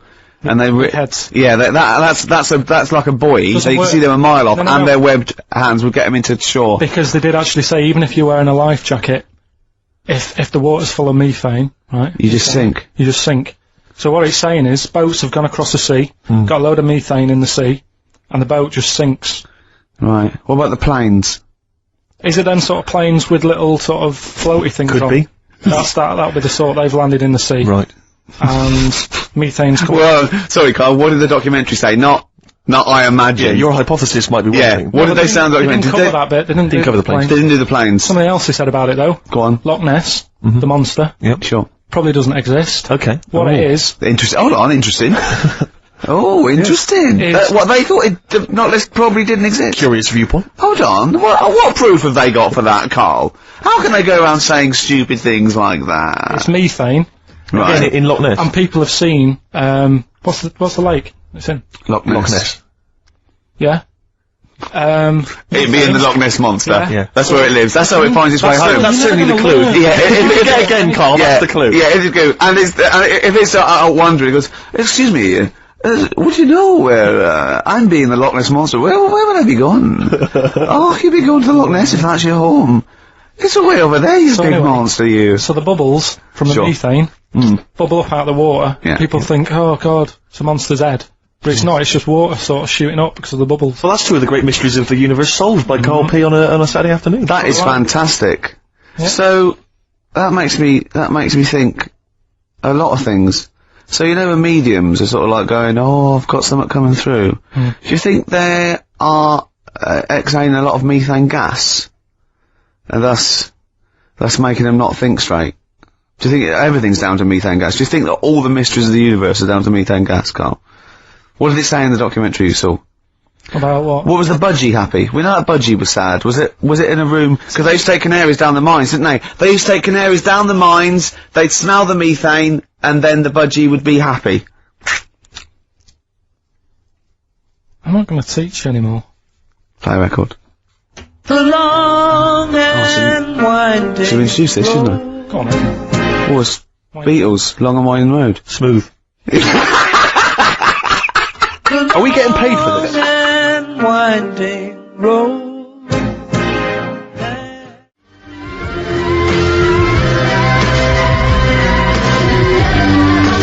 Our Freaks Electric, Richard X and the Sugar Babes on XFM 104.9. Well, nearly through. We've had a few laughs again, a few tears. Absolutely, as always. Oh, excuse me, and don't be alarmed. I look quite frightening, but I'm merely a nice monster. I seem to have lost my way home. Could you direct me in the right direction? Nice to meet you, yeah, Karl Pilkington. Hi. What's your name? Why do you need to know my name? Well, it might help me to find out where you come from. Oh, my name's the Loch Ness Monster. Okay, alright, give me a second. What was your name again? Loch Ness Monster. See, this is what I mean. When you came in, you're all over me. Like a rash. Being nice to you. Yeah. Gets towards the end, you get nasty. It's the phone. Answer it. See who it is. Can you give us a second, listeners? Just amuse yourselves for a moment. We're Who just is it? speaking to, Carl's just on the phone there speaking to someone. We'll just, keep you abreast of who that is. Current is it? time, it's, 10 to 3. Wants to know if you're doing a live show somewhere tonight. So, just a private call now, asking Ricky. I am, yeah. Later. But Ricky, I don't want to say it now. on television. I've done mind one person now. I don't want to get the out office, and often performs live at different venues around the country. So while those two take care of business. Alright guys, have you finished that private call? That was a mess. Jeez, that was outrageous. You know you're a fan of Feng Shui, Carl, and you believe it's all true. I did just run this one past you just on the off chance. Yeah. Because maybe that you change your opinion slightly. Yeah. Feng Shui teaches you to use your environment wisely. Sure. If your land and the surrounding area is undulating, it's said to house auspicious dragons. When land is flat and featureless, the dragon is missing and the land is said to be less auspicious. Excuse me, they call me the Brixton Dragon. Sure. I seem to have lost my way. I know it's South London somewhere, but could you help me find my home? What's your name? Well, they call me the Brixton Dragon. Right, where are you from? I see what you mean. I see what you mean, aye. Oh, okay, man. So does that make you query it at all, the dragon? I'm not into it that much. Right, I'm sure. just saying that if you have your head at one end of the bed rather than the other, it might make a difference to your night's sleep. It's not so much Feng Shui, though, is it, as sort of good advice, generally. When you went home... Don't sleep on the end of a spike near a cliff. Good advice. I mean, that's good advice, isn't it? You know what I mean? Yeah. When you went home and the house was full of women, why did you sleep on the sofa? Why did you not pop upstairs and sort of... Into a warm bed. Yeah, with a woman. Were they dressed, or... Did your brother still sort of have those kind of parties, or...? I haven't seen him for years. Sure. Where's he really? living now? I don't know. Okay. What's his name? Mark. He's not known as, like, Moss Side Mark. Because that could be a clue. 10 Dawlish Road Mark. He's never out of prison long enough to get a nickname. Hey, Really? steady on, it's getting a bit heavy, isn't it? God. Is this what's motivated a lot of your anxiety? Yeah. The hair loss, that sort of thing? We always go a little bit too far, don't we? They're a bit dark at the end of the show. I know. Well, Oh. well, Do a sorry about request that. then for Pete. Oh, Pete wanting a little bit of Muse. Yeah, if Pete wants it. I mean, I'm not a big fan. I don't mind Muse. I've still not got over them doing that, summertime song. What was it called? Nina Simone cover, wasn't it? Yeah. Anyway, listen, let's not bring the show down. No.